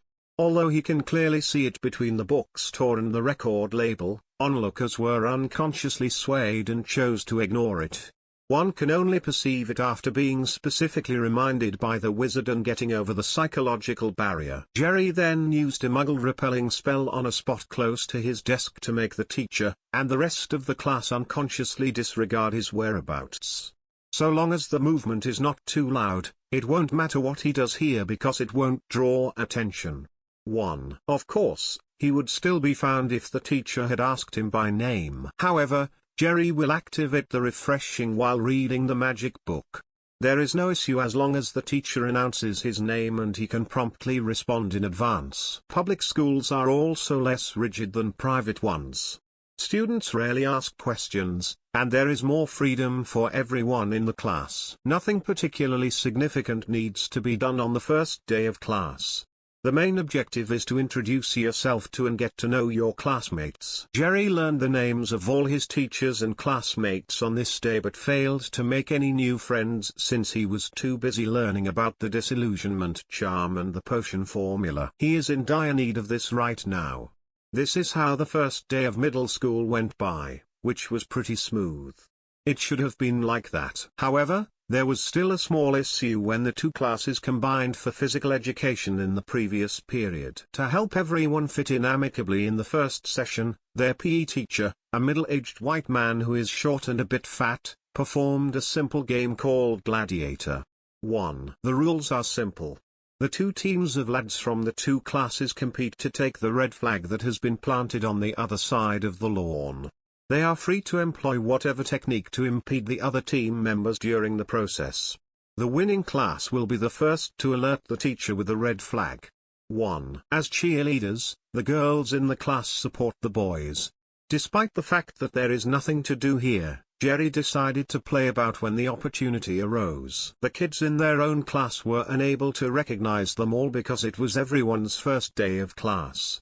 The physical education teacher instructed one of the classes to remove their t-shirts and go completely naked in order to identify the players on the two teams. 5. Jerry's class is the one that gets to see him remove his shirt. The outcome was clear. All of the youngsters in the gym, including their physical education teacher, were transfixed as soon as Jerry removed his shirt. 5. During this time, kids are either lean or overweight. For Jerry to have a genuinely attractive and physically fit body, it would be too obvious. A certain campus newspaper's 8th grade photographer captured images of Jerry taking off his shirt. 5. The campus newspaper featured a picture of his body the following day, making him the school's popular kid in an instant. He first intended to keep a low profile, but on the second day of class, he utterly ruined it. 1. He somewhat blamed his PE teacher because he had the option of invoking the imperious curse on the teacher and ordering the entire class to refrain from removing their clothing in order to distinguish the students. The main issue is that the wand and suitcase were difficult to carry around, and everyone had changed into special sports t-shirts and shorts for a physical education class. So, before class, he placed them in the locker reserved for students. He had no idea that something like this would take place in physical education class. As a result, Jerry became watchful. No matter how secure surroundings, he must always keep the wand in his hands since without it, he is simply a regular kid with a somewhat more robust body. Fortunately, after giving it some thought, he realized that the issue wasn't too serious. The only purpose of his covert strategy was to divert Shild's attention, but as long as he was able to perfect the potion, everything would be simple to deal with. Chapter 91 Identity Exposed. 1 month after school started, Jerry said Haas and Aisha goodnight, shut the door to the room, used a locking spell, and went inside his suitcase. He entered the villa's potion lab and immediately noticed a glint of happiness on his face as he examined the hue of the potion in the cauldron. It appears that this is about finished. Today is the day to finish the potion, which has been simmering for a whole month from the beginning. When the last lacewing flies were added, the soup was so thick it resembled syrup. Suddenly, a giant bubble formed and began to continuously roll in the cauldron. When Hermione's hair was added to the boiling soup after picking up the wand and adding magic energy to it, the soup immediately took on a lovely pink hue. 1. The polyjuice potion is done. Jerry cheerfully packaged the pink soup into 4 small bottles after taking a look at it. He can become Hermione for an hour with each potion in this bottle. 1. The polyjuice potion, which turns the drinker into another human being of any age and sex. The changed body is identical to the transformed person's physique due to the inclusion of the converted person's hair. According to the person being transformed, the potion's hue and flavor vary. 1. Some have a khaki color, while others are dark brown, golden yellow, or pink. Some taste awful, while others taste excellent. It is rumored that it has something to do with the purity of the converted person's soul, but this is just a conjecture without any supporting evidence, because no one will acknowledge their genuine essence as a person. In the past, whenever Jerry went out, he always wore a big wizard robe, a wizard hat, and a mask on his head, so that nobody could ever tell what he looked like. He can only be identified by his voice or height. Now that Hermione's height was comparable to his, even though her voice was different and a simple voice-changing spell could fix the problem. So long as everything goes according to plan, Shild's search for his true identity is quite likely to be misdirected once more. At the same time, in the Washington headquarters of S.H.I.E.L.D., a stack of papers was placed on Nick Fury's desk by Agent Hill. Director, our logistical agents are now conducting an inquiry. With a great degree of certainty, we have essentially established who the wizard really is, and he is one of these kids. Li Hu, Zhao Xiaoguo, Wang Gang, Jerry Carmen. All of them appear to be Chinese, so why is this one an exception? Nick Fury took the document, gave it a cursory check, and then pulled out the document of Jerry Carmen. Actually, according to all of our findings, this little boy named Jerry Carmen is the most likely suspect. Hill made her assessment. Jerry hid his appearance from start to finish. S.H.I.E.L.D. is big and has a wealth of superior talent across numerous fields. Finding Jerry-related hints is not entirely impossible, provided you are prepared to put in the time and increased effort necessary. Because Fury didn't pay much attention to Jerry and more resources were employed in other areas, they didn't locate Jerry's knowledge earlier. At this point, Jerry demonstrated his exceptional healing skill and potent auxiliary ability.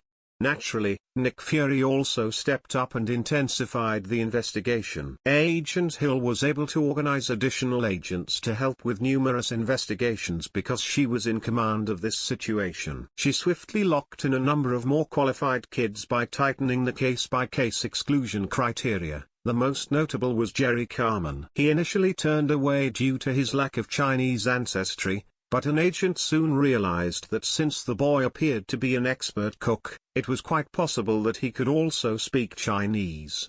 4. The fact that this boy is excessively good in all respects and that his goodness is above average must cause Hill to have doubts about him. After all, he is distinct from regular people, the heights match, and the residential location is close to the warehouse. It's difficult not to picture him as the wizard who understands magic. Nick nodded after hearing Hill's report. He still has a lot of faith in Hill's wisdom and good judgment. She believes that this young boy named Jerry Carmen is definitely quite dubious. 1. I want to meet him in person and ask him for a favor, so please come to New York with me tomorrow. What about Tony Stark? Hill had clearly guessed something. Tony's situation with the poisoning is not optimistic, according to Natasha. I want to see if there is a way for this wizard could help because our existing method can't fully restore him. He spoke. You know, even if the mysteries surrounding the items Mr. Howard left behind are resolved, it is unknown if Tony's problem would be completely resolved. Always explore different approaches. Nick Fury sighed. Howard Stark's son, Tony Stark, is a key figure in the Avengers plan because his father was one of the founding members of S.H.I.E.L.D. Disregarding Tony's temper and character which are sometimes flawed. However, it cannot be denied that even if he is not qualified to serve as an Avenger, his technical support and leadership alone can be extremely valuable to S.H.I.E.L.D. Jerry took the broomstick out of the case, pointed his wand in his direction of himself, and cast the disillusionment charm. Jerry and Nimbus 2000 both abruptly vanished from the room as a magic light flared. After a month of hard work, he finally achieved mastery of the disillusionment charm, a spell that can only be cast by senior wizards. Therefore, he is no longer required to enter and exit the warehouse covertly every time. He can fly in and out of his room via the window by putting on the disillusionment charm. Although at his level, it is sufficient, the invisibility cannot be sustained for long. With the aid of this spell, Jerry quickly ascended to the sky above Manhattan where he started battling criminals every day in order to acquire red stars. A man in a black suit was keeping an eye on him through a telescope on the top of a specific building while his disillusionment charm vanished and he was flying around in the sky to solve one crime after another. The target has appeared. Ready to initiate the plan? Be sure to get him once and for all. Chapter 92, Chapter 92 Premeditated Attack. Don't worry, Captain. A kid with certain superpowers often thinks highly of himself. Another man retrieved a tracking rocket launcher from the box and expertly started to debug it. Shaking his head, the leading man in a suit said, "Don't be careless. The opponent's skill is really weird, despite the fact that the target is a kid. We will be in trouble if he approaches him, and under the circumstances at hand, it is unlikely that regular bullets will be able to harm him. I don't think he can withstand my rocket, so don't be concerned." The person operating the rocket launcher for tracking pulled out a rocket and loaded it. "The most important thing is to hit it. Has the drone been released?" The leading man asked a young man on the other side. "Locked on, and his trajectory has been fully tracked." "Dana, after the rocket strikes the enemy, add to the assault right away, and make sure you kill him." The man turned to face the stunning red-haired woman who was assembling a large sniper gun. "After this order is completed, we can go home." This Barrett M82 uses 1.27 cm armor-piercing bullets, so don't be afraid. I can blast anything from 1,000 meters away, even a steel plate. Can he stop my armor-piercing shots if he can stop regular gunfire? She licked her lips as she finished speaking. I enjoy watching the scene in which the brains blow up. I wonder if children's brains look better. The leading man in a suit appeared to be in good spirits and kept his mouth shut. He instructed the young man operating the drone to keep a close eye on the wizard's flight. Meanwhile, in Manhattan, speeding down the street was a minivan. A young woman in her 20s pleaded with the driver while holding up her camera. Mr. Wizard was just flying toward 39th Street when I last saw him. Hurry up and drive faster. We won't be able to snap pictures today if we don't catch up to him. The driver's eyes began to roll naturally. He is flying in the sky, Miss Lucy, and his course is unpredictable. It doesn't matter how quickly I drive on the ground, I can't keep up with him. Find a location with higher terrain, if you want to take some pictures. No, that's ridiculous. I want to capture a close-up image. Ideally when the wizard uses magic to thwart crooks. Before responding loudly to the driver, the young woman holding the camera popped her head out to take a quick peek at the sky. The girl's name is Lucy, and she is the journalist whom Jerry saved when he first began battling crooks. She started off as a very unknown low-level reporter, and part of her daily duties included interviewing some street vendors for gourmet foods and snacks. She didn't become enamored until she met him and experienced the popularity. She thinks she can get a lot of significant news and become a first-rate reporter as long as she focuses all of her efforts on Jerry. This is actually the case. Jerry was initially unpopular, so no one would notice him. But since Jerry's reputation as the wizard spread throughout New York, any news about him will grab people's attention. This led her to first stay close to Jerry in Queens, where she also took a lot of pictures of him.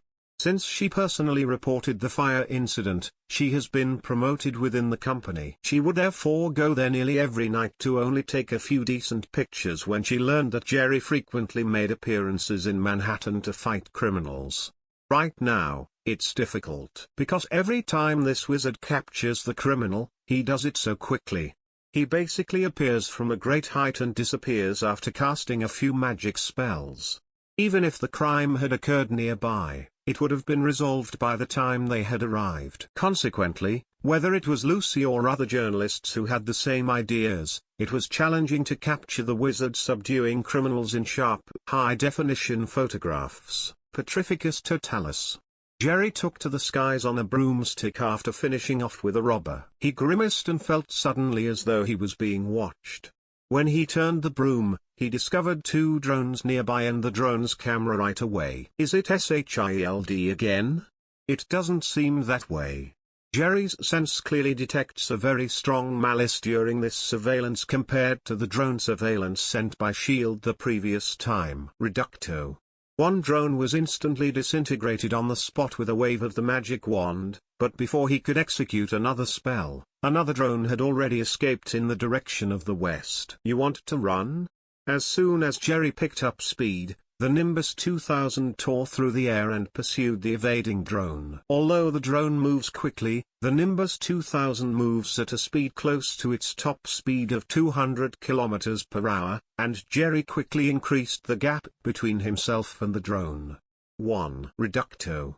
A light instantaneously exploded the drone into a pile of scrap metal with a wave of the wand. Jerry, who was in the refreshing mode, suddenly experienced a severe sense of panic. That's bad, he shouted and looked up to see a rocket coming right towards him from the top of the structure in front of him. Ordinary bullet strikes won't hurt the wizard's robe with the Protego charm, but it's impossible to tell if rocket attacks will. Jerry believed that it was preferable to take risks altogether.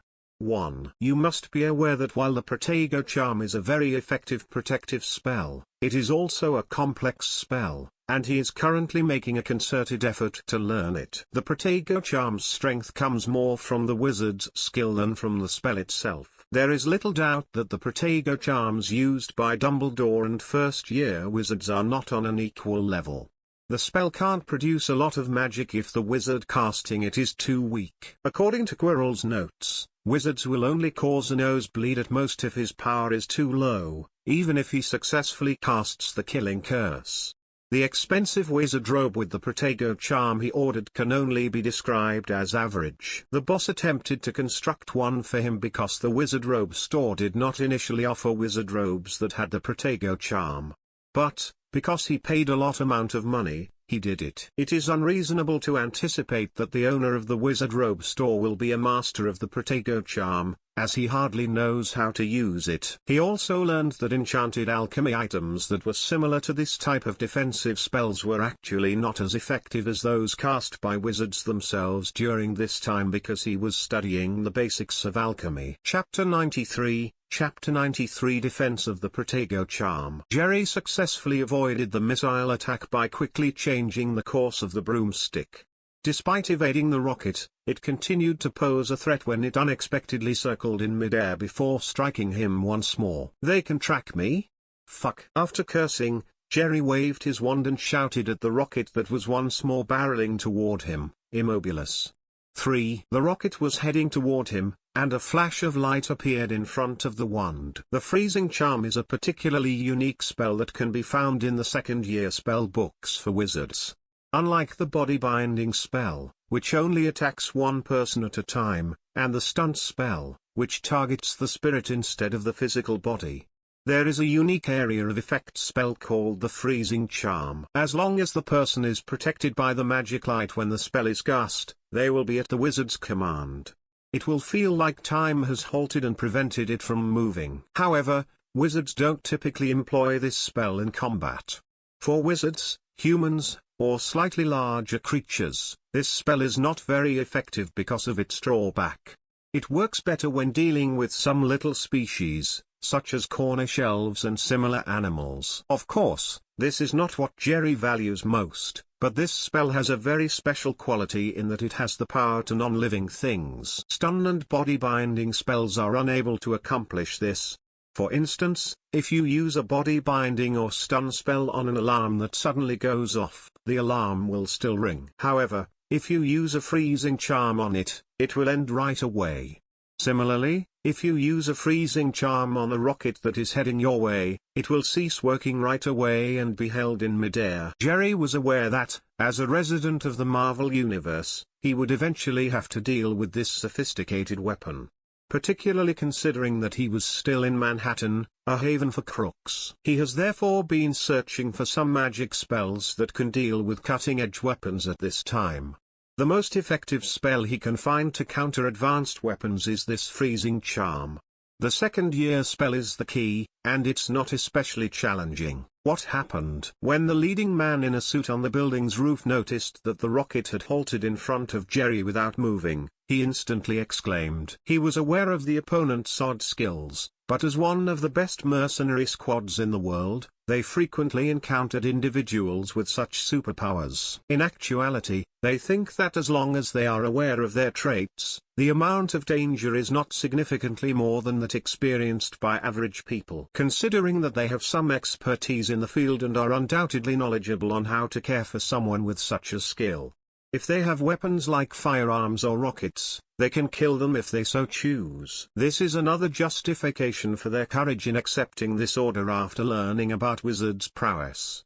However, they were astonished because they had never seen somebody with this talent before in their research on the wizard's footage. "Dana, take him out." "Got it.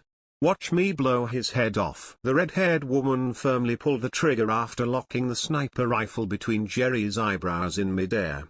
A horrific bang was followed by an armor-piercing bullet that was longer and thicker than a finger and was traveling at a speed of almost a kilometer per second as it was directed directly toward Jerry's eyebrows. When Jerry experienced the second deadly sense warning, the magic power rapidly surged, and the magic wand contacted the wizard's robe on his body, unlocking the Protego charm's second defense. Jerry added the Protego charm to this wizard robe, giving it a total of 2 defensive settings. The first is that the spell completely encases the wizard robe, acting as super body armor. The benefit is that nearly the whole body can be shielded.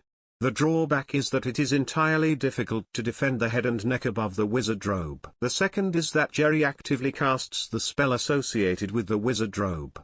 It will transform into a translucent shield, much like a normal cast, and cover the full side of Jerry's body. Attacks from one direction can be totally protected, which is a benefit. Attacks from the other three directions cannot be fully mitigated, which is a drawback. Jerry's eyebrows were less than 1 meter from an armor-piercing missile as the transparent Protego charm shield was raised. His head might have exploded like a watermelon if he had been slower at that moment. Wizards can be healed back even if they are severely injured, have missing arms and legs, or even have half of their bodies hacked off. However, if the head is totally blown open, the only option is to pass away. Alternatively, you can decide to live forever and become a ghost right away. However, this is not recommended because fewer wizards would want to do so. Unexpectedly, the Protego charm came into contact with the armor-piercing missile. The semi-transparent shield from the spell entirely blocked it. The advanced defense spell is deserving of its designation as such. Even though it is a castrated version that is less potent than the typical wizard's power, it nonetheless provides a flawless defensive effect against this physical armor-piercing bullet. Jerry continued to undervalue the wizard's magic. Magic is referred to be magic since, in some places, it is no longer capable of being explained by science. Although missiles that penetrate armor are strong, the wizard's sophisticated defensive magic is not ineffective. With the exception of the Killing Curse, the Protego charm is a powerful defensive spell that can block almost all spells. 1. Jerry's heart pounded as he noticed that the armor-piercing missile was positioned outside the charm's protective shield. He then swiftly ordered the broomstick to drag him backward. He gave the impression that even though the armor-piercing missile was blocked, it nevertheless impacted him with its kinetic force. Jerry burrowed himself and his broom in a heap of garments after crashing into a closed clothing store and knocking over a stack of hangers. He swiftly removed the suitcase from the wizard robe, pulled out the potion, and covertly poured it into his mouth just a few seconds after his body was buried in the heap of clothing. His taste buds began to swell from the mildly sweet aroma of strawberries. His internal organs started to churn before he could enjoy it slowly.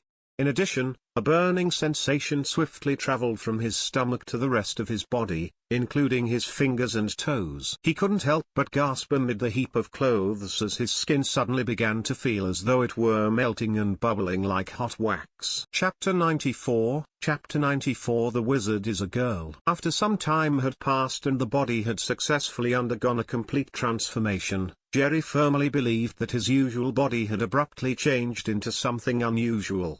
Short brown hair began to become longer, thicker, and more unruly. All the muscles he had worked on at this point vanished, and the upper body began to slightly swell.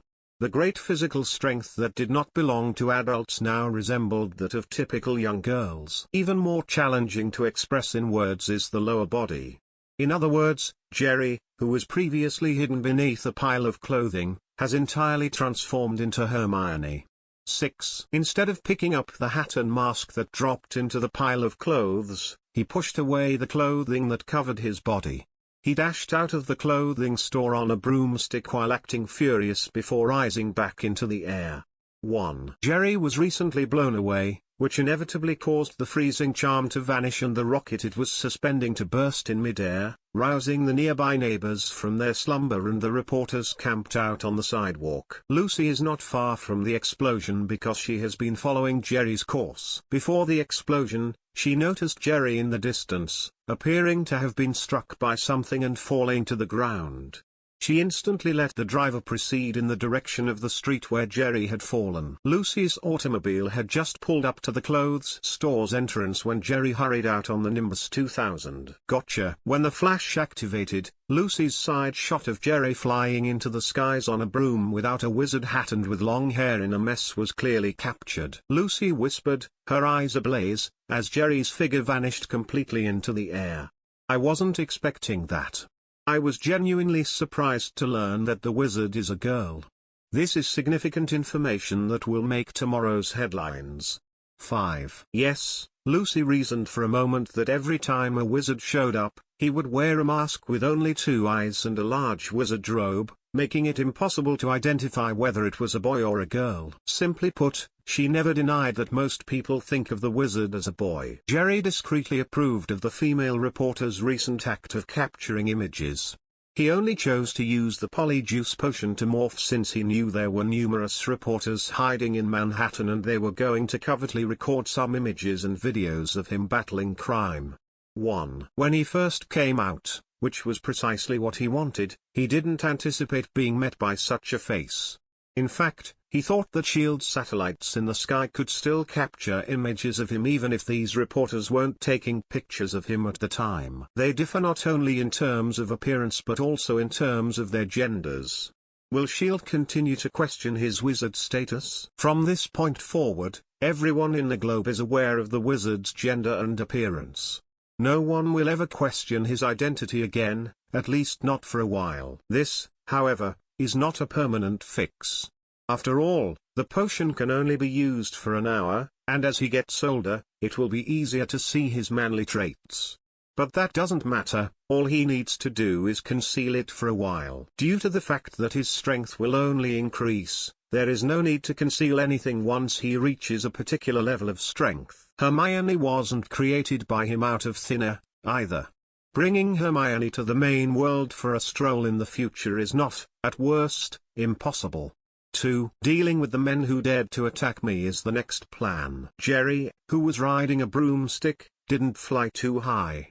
Instead, he quickly moved between the other structures before charging the one that had just attacked him. Even if it would be safer for him to wield the disillusionment curse right now, he still doesn't want anyone to be aware of his invisibility. The enemy is just a few muggles. Even without the disillusionment charm, they can easily find him. Wizards can indeed be in risk from modern weapons, but that only applies to covert attacks. It will be too tough to kill a wizard with guns once the wizards knew about it. Jerry is not your typical wizard. He lacks the same knowledge of contemporary weapons as other wizards. He is adept at avoiding danger and dealing with foes more effectively. What a monster! Even bullets capable of penetrating armor can't get through his layer of protection. Using binoculars, the leading man in a suit saw Jerry riding a broom with his hat and mask sliding off but his body still intact. He hurried out once more and couldn't help but frown. He persisted, anyway. The enemy's defense was formidable, but it was not impenetrable. In the first place, the fact that the opponent did his utmost to stop the rocket from bursting meant that the rocket still posed a threat to him, and the armor-piercing bullet was unable to pass through his defense before slamming him into the room below. Therefore, killing each other is not difficult as long as they work well together. Dana, it is challenging for me to aim at him because he has been dodging my shots, and a building is in front of him. I can hit him with my weapon, when he is within 100 meters and away from the building. The red-haired woman continued to aim her sniper rifle at the moving Jerry. You use the rocket launcher when Dana strikes the target. Then use the drone to self-destruct and blast it to get him. The man in a suit turned his head as he heard the response from the woman in red, spoke to the burly man holding the bazooka, and then provided instructions to the young man controlling additional drones. Both of them nodded. However, within 100 meters of the tall buildings Jerry was passing through, there was no longer any protection. He suddenly waved his magic wand, enveloping himself in a cloud of smoke. Fumos. Jerry grinned and waved his wand once more after casting the smoke curse and looking at the 4 persons on the roof of the building in front. 1. The 4 persons who had been staring at the smoke screen on the spot suddenly closed their eyes as brilliant, tiny sun-like rays of light flew out of the smoke into the pitch-black night. It can emit a brilliant light similar to the sun, an advanced spell that shines as brightly as daylight and flashes fluorescently. In Jerry's current suitcase, a ball that appears to be floating in the air like the sun was created by combining alchemy and magic. Petrificus totalis. Jerry hurried out of the smoke barrier as soon as all 4 of them closed their eyes. He turned to face the group of 4, waved his wand, and cast a full-body binding spell on the bazooka-wielding man. His Protego charm is impenetrable by the sniper rifle, but he is unable to say the same for the bazooka.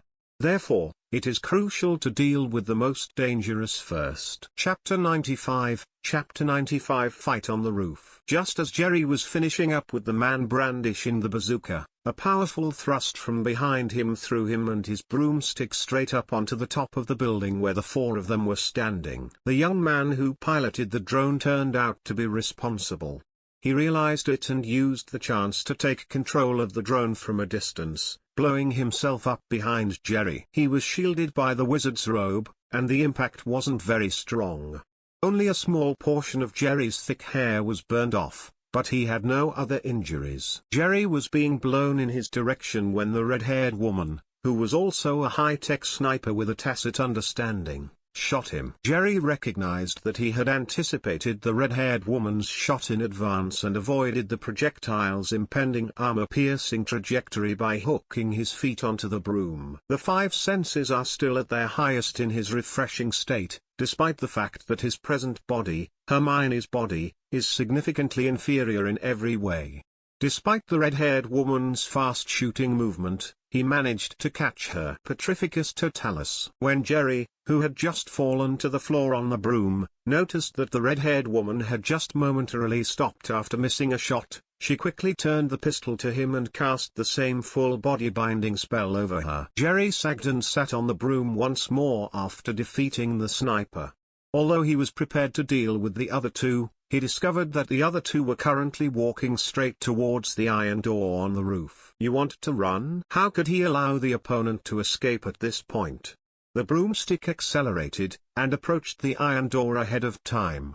Then he jumped off to block the doorway from the roof. He might not be able to locate the two by that point if they entered the building covertly through the door.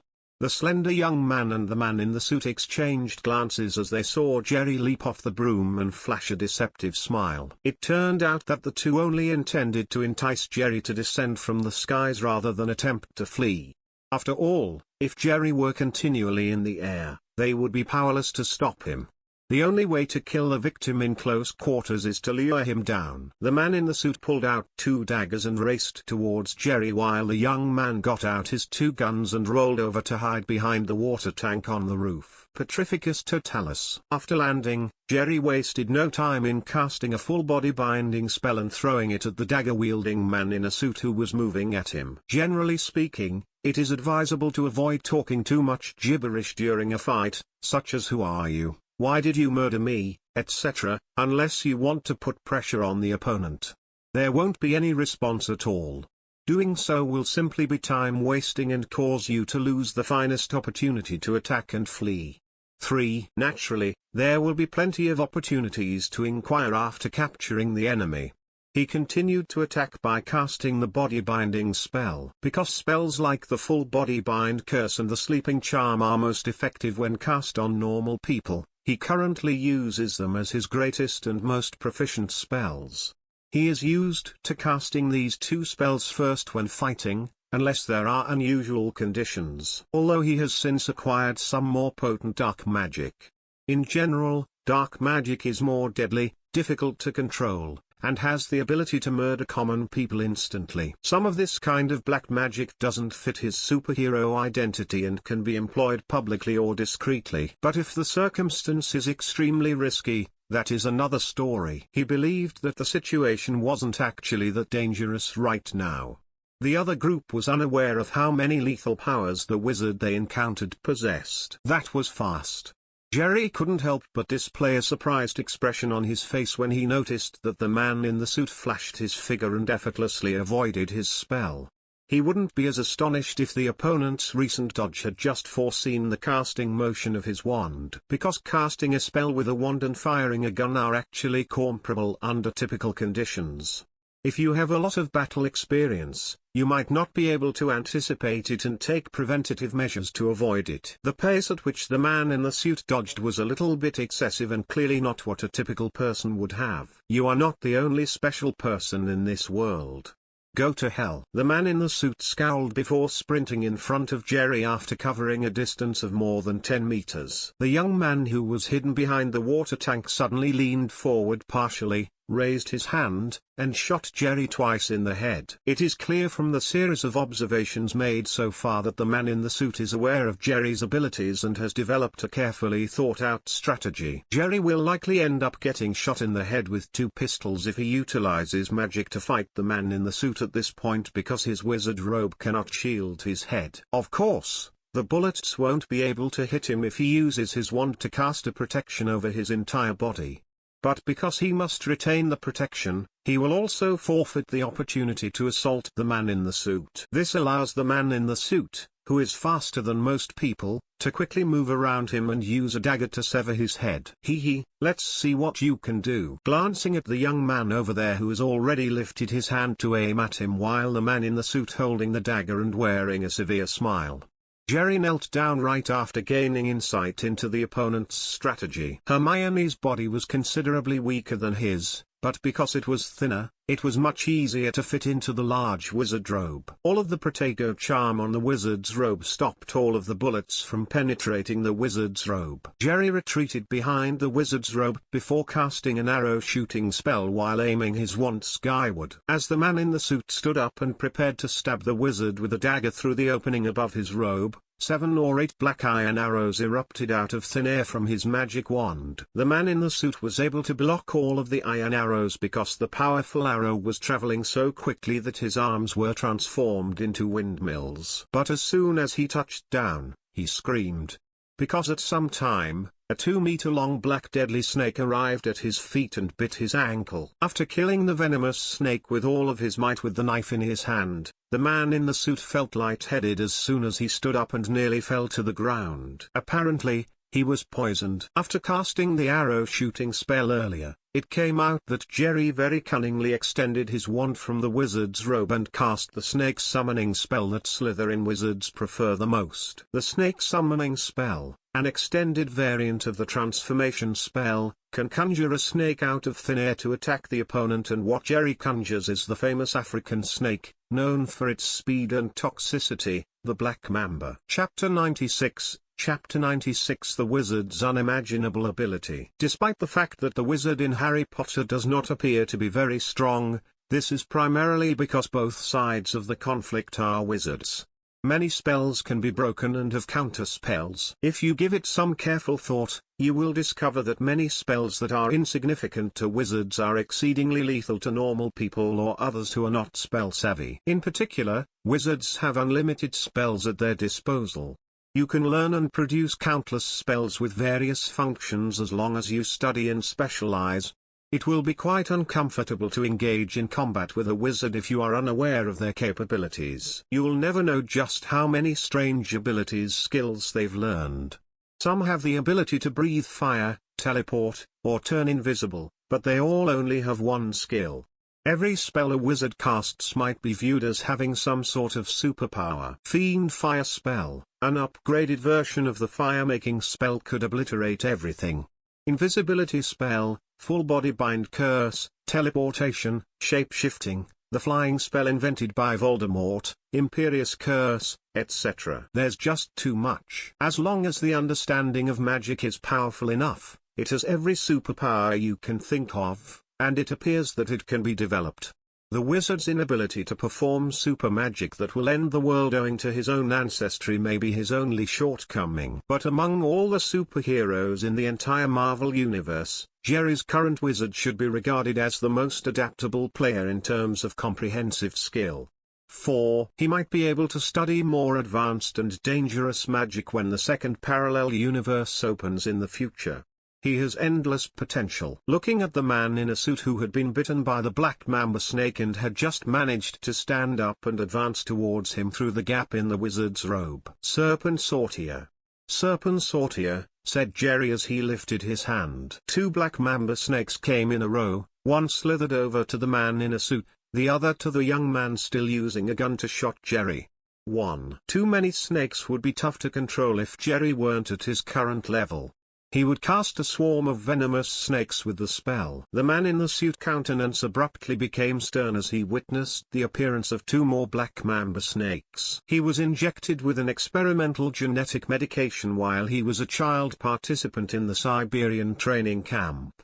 He had a stronger body than other individuals, and he could withstand poison better. However, he can still withstand the venom of a single Black Mamba.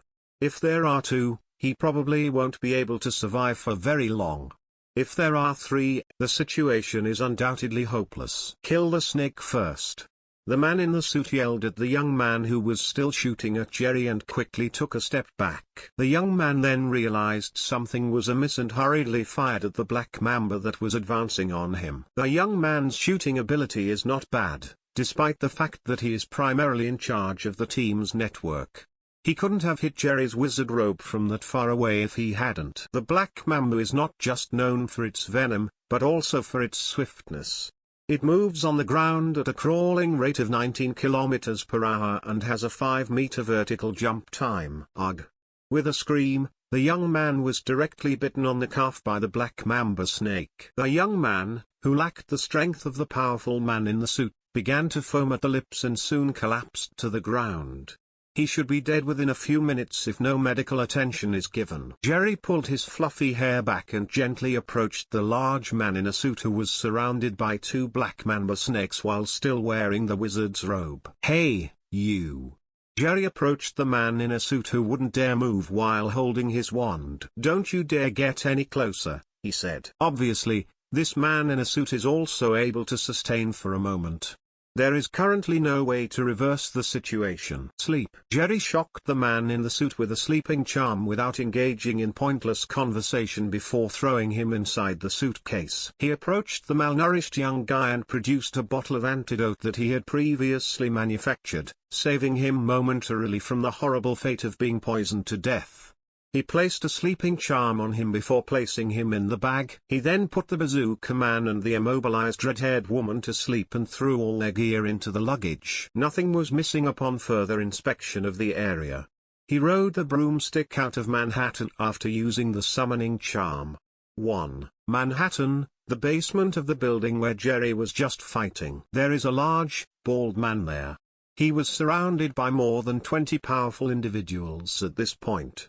Even though they weren't as obvious as the large bald man, these powerful men all appeared bulked up. The way these individuals are positioned in their attacking positions indicates that every one of the 20 strong men should be an expert fighter. Together, the roughly 20 strong men swiftly and ruthlessly attacked the vital areas of the bald man's body as soon as he waved his hand indifferently. The bald man didn't care as more than 20 people attacked him.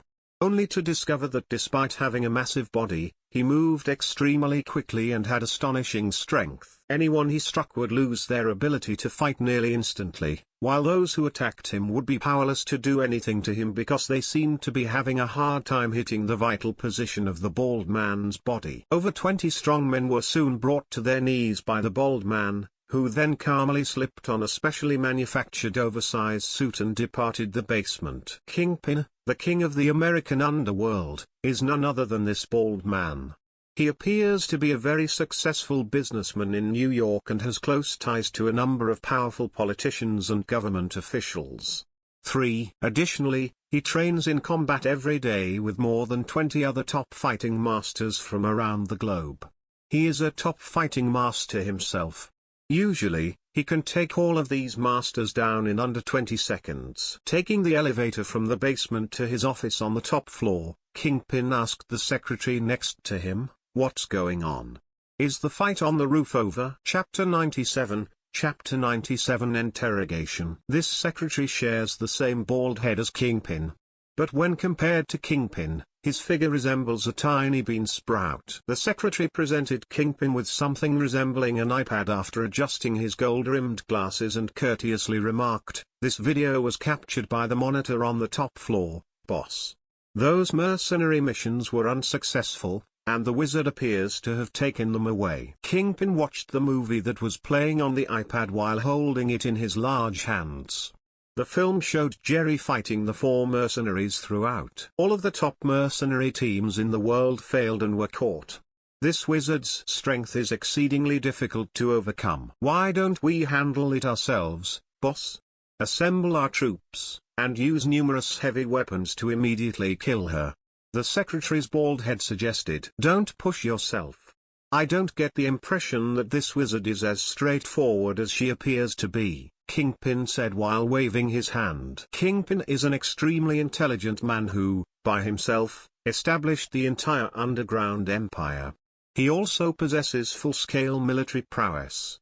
He would rather stay hidden and control everything than charge into war. He won't personally dispatch someone to act until he completely comprehends all of this wizard's capabilities. But boss, many of our businesses will be impacted if she stays over every night. The secretary couldn't help but smirk bitterly at this point. They had all of their in-person transactions during this month disrupted by the wizard, and their human trafficking transactions were repeatedly stopped. Even though the police who responded to the call for help captured their men, they had some means of escape. However, this was not his preferred method of operation. After giving some thought, Kingpin gave the following order: inform them that all future significant deals will take place outside of Manhattan. Additionally, it should be decided on a daytime rather than a nighttime for the transaction. Jerry essentially arrived in Manhattan after midnight to fight criminals in accordance with the wizard's rules of action. The issue would momentarily be resolved if they moved to another time. The Kingpin added, now that we know what she looked like, let everyone know. Of course, this is not a long-term solution. I'm interested in learning the genuine identity of this Miss Wizard as well as all of her details. Kingpin continued, even though this girl loves to be a superhero, no matter how powerful she is, she has to have some kind of weakness. I don't care if she is only a child. Find her family and friends. Until then, you know what to do, right? 1. Yes, boss. Understood. When the secretary heard this, his eyes lit up, and he knew what Kingpin meant. Despite the wizard's strength, her friends and family cannot possibly match her in power. It will be much simpler to kill her as long as they are able to track out her family and friends. 2. Jerry entered the room through the window, lifted the disillusionment effect, and emerged with his figure visible. It's almost 4, it appears like I'll remain up late tonight. He shook his head and glanced at the time before pulling out the suitcase and opening it on the floor. He spread his feet out and proceeded to climb the steps inside the suitcase one step at a time. He needs to be careful because the polyjuice's duration is still in effect and he is still in Hermione's body. 4 bodies lay on the ground, seemed to be in a deep sleep. It was the group that Jerry joined after casting a sleeping charm on them. Incarceress. 4 ropes shot out of the wand after it waved 4 times, tightly restraining all 4 of the victims in a coma on the ground. Wizards created the Incarcerus spell, an extended version of the Transfiguration spell, as a binding spell to deal with magical animals that have a high level of magic resistance. Many magical animals in the wizarding world have great magic resistance. As a result, spells like body binding and sleeping charm are occasionally ineffective against them. This Incarcerus spell is essentially difficult to escape from as long as the opponent's power is not exceptionally strong, like the Centaur. 1. The Incarcerus spell also has the benefit of restraining the enemy while avoiding rendering him silent. It is a great tool to utilize while interrogating someone. Soon after casting the spell, Jerry felt an odd sensation flow through his body. He then realized that his body had transformed once more, and the familiar body had finally returned. It turned out that the polyjuice effect had worn off, and his body had once more assumed its previous form. Good thing nothing bad happened to my body. Jerry couldn't help but smile while touching the entire body.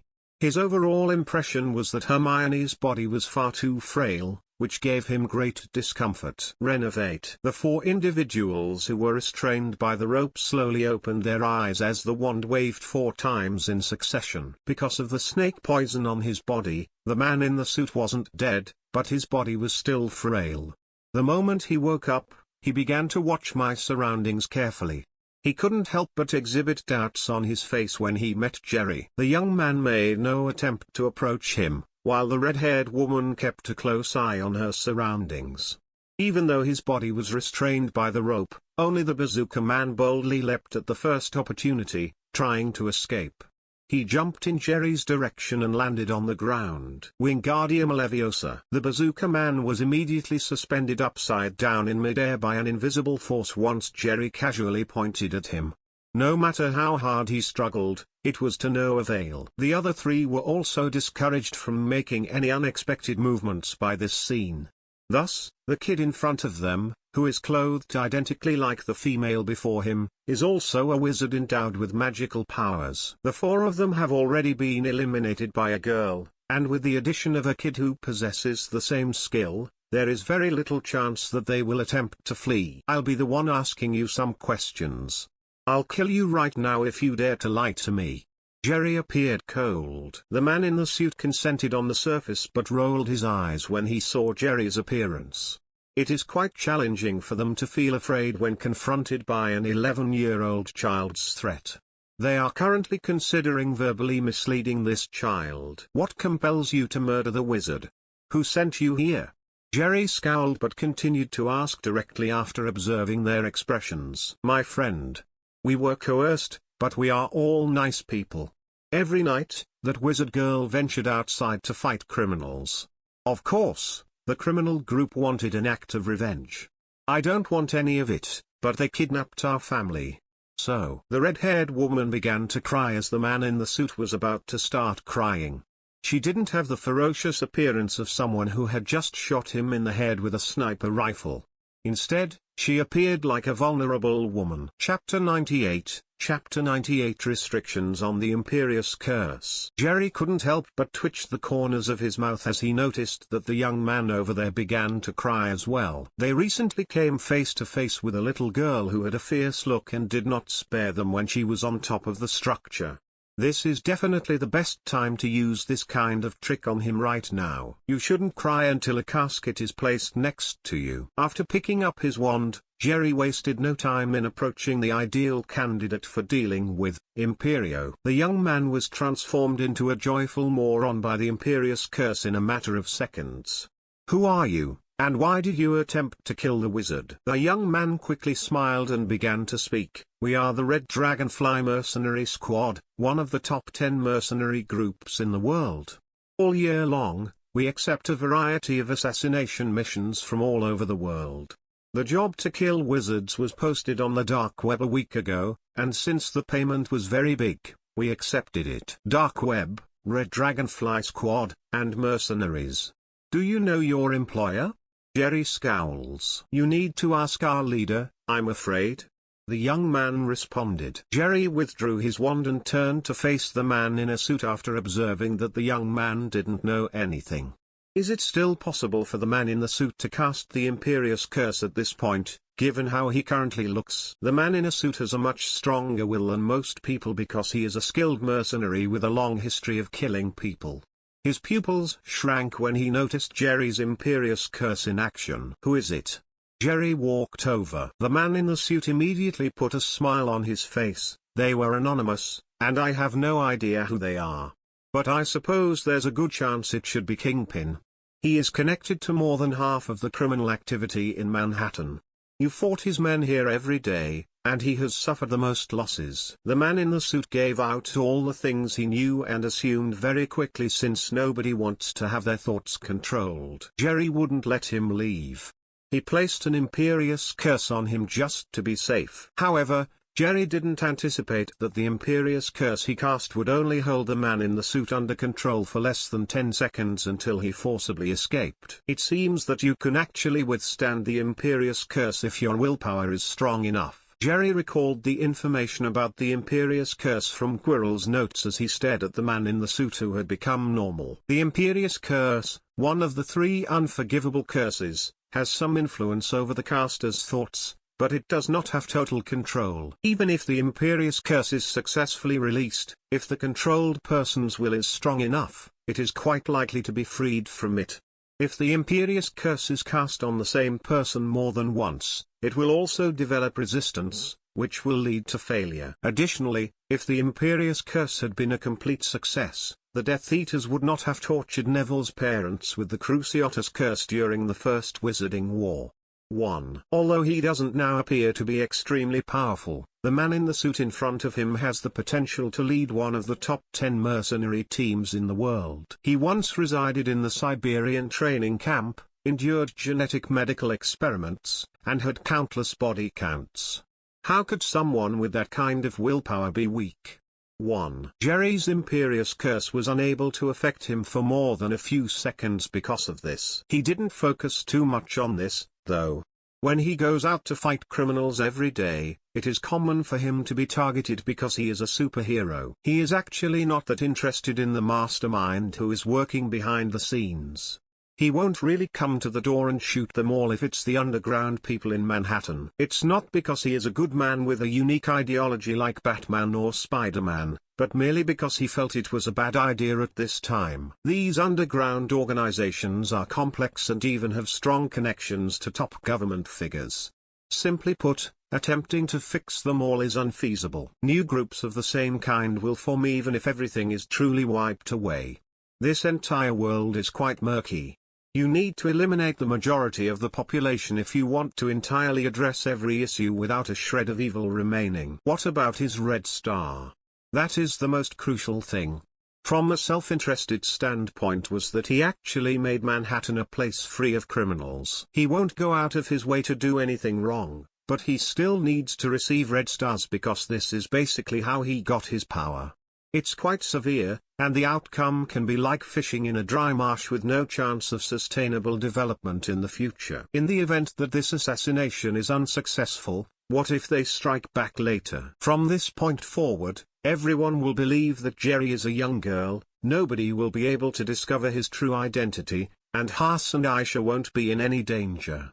They can only focus on attacking Jerry himself. As Jerry's strength increases, he will only grow more composed in the face of this sort of attack from the underground organization. Locomotor Mortis. After putting down the Bazooka Man, he cast the leg locker curse to bind their legs and stop them from moving around inside the suitcase, even though they were also unable to escape. Jerry exited the suitcase up the stairs, took a network cable from his room to the lawn below, grabbed a laptop out of the suitcase that he had purchased privately from the villa, connected it in, and then stood 4 people in front of them. Jerry applied the imperious curse to the young man despite the fact that the other 4 people were still pleading. Then, using the laptop, the young man asked for the passwords to all of his accounts and sent the vast sum of money contained within to a website account called Save the Children Foundation. 2. Not bad. There are red stars can be gained. Seeing that a lot of red stars in his panel, Jerry nodded in satisfaction.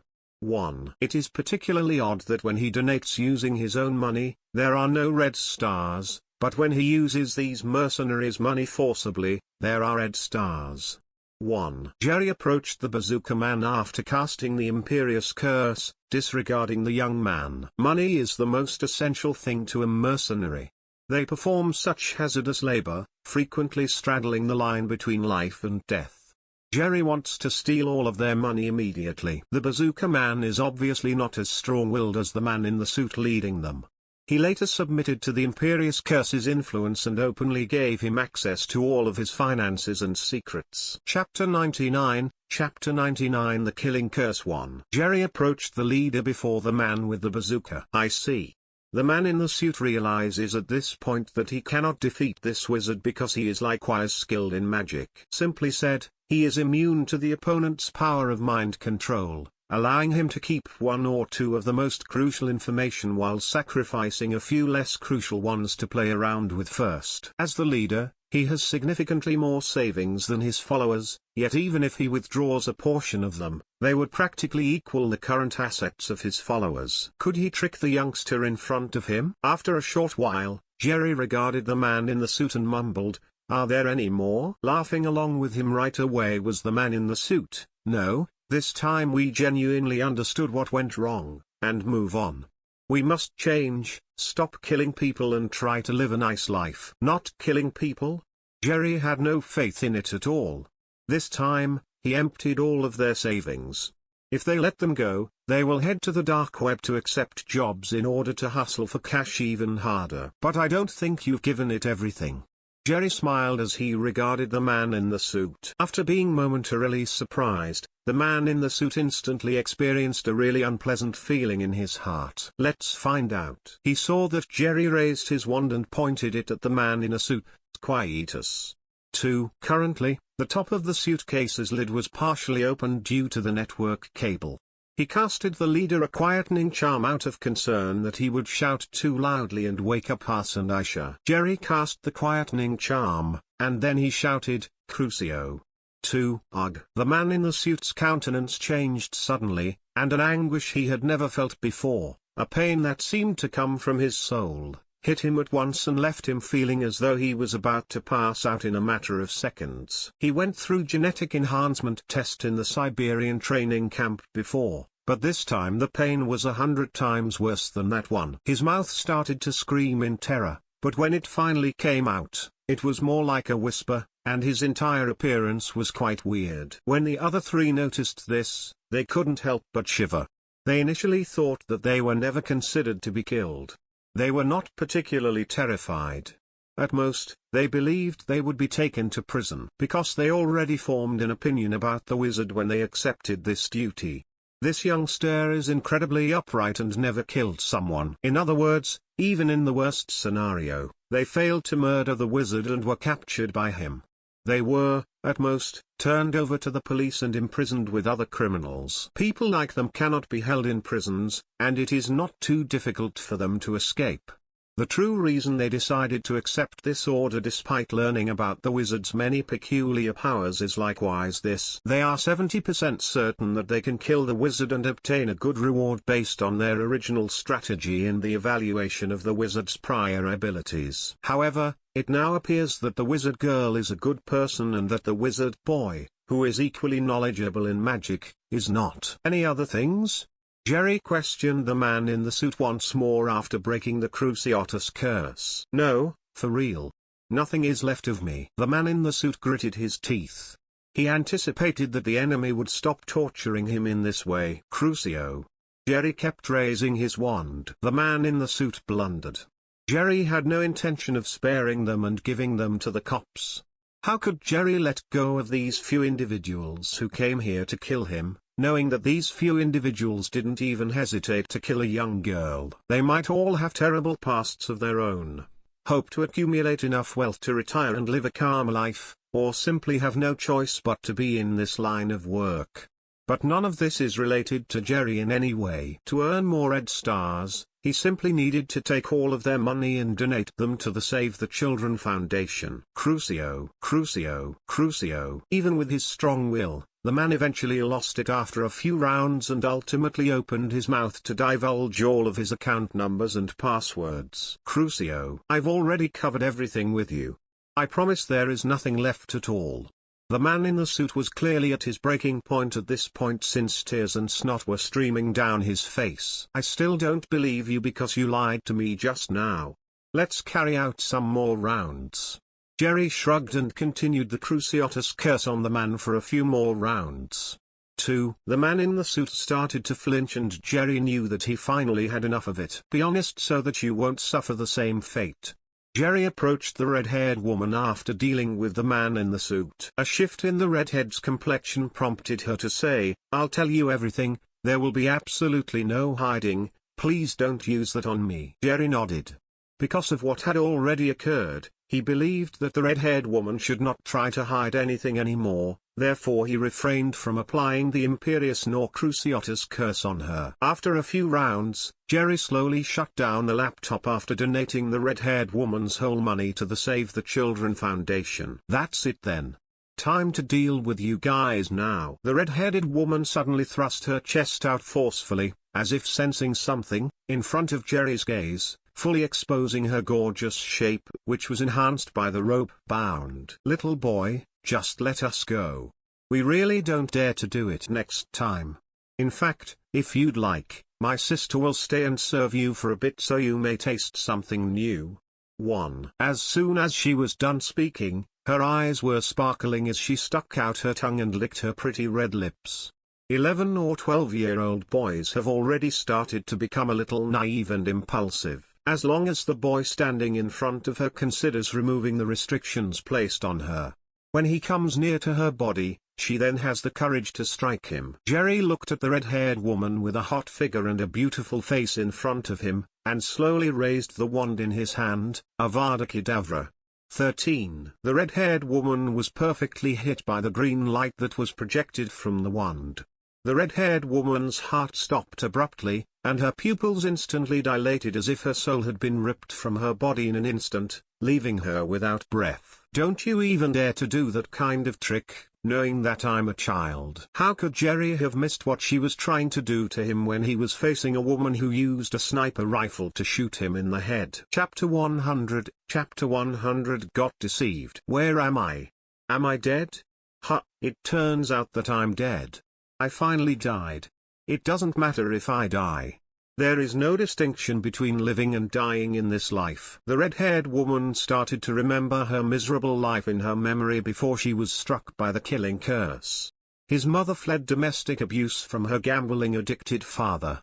She endured an inhumanly dark life after her father sold her to a casino when she was less than 10 years old. 4 years later, she sneakily murdered the man who had purchased her with a knife on the bed, made her way out of the casino to locate her father once more, and shot her father in the head with a gun she had stolen from the owner of the casino. Originally, she was either arrested by the police and imprisoned her entire life, or she was captured by those in the casino and killed in retaliation. However, a prominent mercenary who was passing by noticed her and carried her covertly out of that town via his own route. She continued to follow the mercenary after that in order to study combat techniques and sniper marksmanship, eventually perfecting the skill. Unfortunately, she was deceived by her esteemed teacher during a mission that was of the utmost importance, and she was used as bait. The little heart that had just been healed by her biological father's betrayal was now entirely destroyed. She resisted the mission and fled with the intention of getting retribution. She finally identified the teacher who received a sizable commission, had a covert wife, and a child after searching for him for 5 years. She shot the teacher's wife in the head on Christmas Eve while the family was having fun, then the teacher's 4-year-old son, and finally shot the teacher in the limbs, taunted him, then walked away. She then started to stroll alone among the mercenaries. She would take any mission and kill anyone because of her ruthlessness.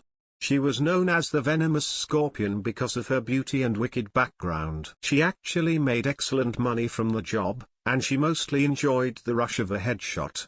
It appeared that whether they were adults or youngsters, the target she shot at were the individuals who had harmed her in the past. She afterward ran across a group led by the man in the suit. She wasn't the only one on this team that had a bad experience, as everyone in that group had one too. They teamed up because they shared the same tasks. After a long time of getting along, the group gradually bonded more and more. Before they even considered doing this mission, they already decided that once they had enough money to retire, they would try to live a normal life. Now, it simply seems impossible. It would be wonderful if I was born into a typical, everyday family. The red-haired woman's soul gave a final sigh and vanished entirely from the world. It appears that going forward, it should be utilized cautiously. Jerry couldn't help but to frown as he observed the 4 bodies that were lying on the lawn. The primary goal of casting the killing curse is to fervently desire to murder the target.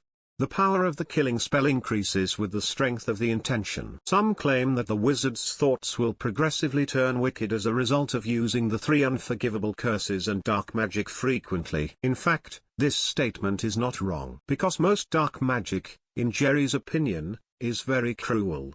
It doesn't imply that casting it will cause mental pollution, but each time you do, you feel a great need to kill and torment the enemy. There will always be some psychological issues over time. Of course, it is not insurmountable if your willpower is strong enough. The 3 unforgivable curses were often used by the Death Eaters, and many auras, like Moody, are familiar with this magic, yet it is forbidden by law. Jerry is doing fine right now. After all, he has faced both life and death, and he has no problem killing others. Although the killing curse had a slight effect on his thoughts, it wasn't a major issue. The main issue is that this killing curse uses excessive amounts of mana. 1. He just used 4 killing curses, which is terrifying because it reduced the magic strength in his body by half. 2. His body can now mobilize significantly more magic power than it could previously thanks to his continued use and practice. He could usually cast hundreds of full body bind curses or other similar magic spells in quick succession. But if he uses 6 or 7 of this killing curse consistently, it's thought that his magic power will be drained. Undoubtedly, a curse with such a high power output that it cannot even be shielded by the Protego charm also has a high power mana consumption. 1. It makes sense why those Death Eaters stopped unleashing the killing curse while they were engaged in combat. They couldn't handle the mana expenditure if they dared to cast too many spells. A person's body continues to exist after death, but their soul does not. Following the traditional principles of his faith, Jerry instead took a box and a broomstick, left the suitcase again, and eventually arrived at a wasteland in a New York suburb. Defodio. Simply digging out 4 deep pits with a magic spell, Jerry poured out the 4 corpses in the suitcase, and released a body movement spell on the 4 people respectively. Locomotor. He noticed that the 4 appeared to have invisible rope ties around their wrists, necks, and knees. They were forced to stand up, but they still had horrible, puppet-like drooping heads. They slid slowly toward their respective graves, their feet hanging limply a few inches above the ground. If anyone was passing by at the time and happened to observe this scene, they must have believed they had seen a ghost. When all 4 of them had entered the grave, Jerry used a moving spell to fill the newly excavated soil once again before flying back to his house on a broom. 1. The sky was already gleaming with light at this point. Jerry was obviously going to have trouble falling asleep that night. But it's not awful. He also acquired a tracking rocket launcher, a sniper rifle, and a lot of armor-piercing bullets, and the number of red stars he got this time was almost equal to the regular amount of 5 or 6 days. 1. Jerry entered the classroom the following day prepared to cast a muggle-repelling charm and fall asleep when he overheard the kids talking excitedly about something. They were all discussing the reports regarding the wizard's real identity that had been shown on TV and in the morning newspapers as they were all paying close attention. Many children currently look up to and idolize to the well-known young wizard, therefore they are anxious whenever they hear about him. Particularly the news this time is regarding the wizard's identity. Even though it was only a candid photograph, it turned out that the wizard was actually a girl. Nick Fury, who had just arrived in the New York branch, also acquired the most recent details about the wizard at the same moment. But the information in front of him was a lot more specific than what regular people would know. It also includes some follow-up recordings of the conflict with the 4 mercenaries who were apprehended by the surveillance in the clothes store and satellites in addition to the photograph obtained by reporter Lucy Hill. It appears that this wizard girl deceived us all.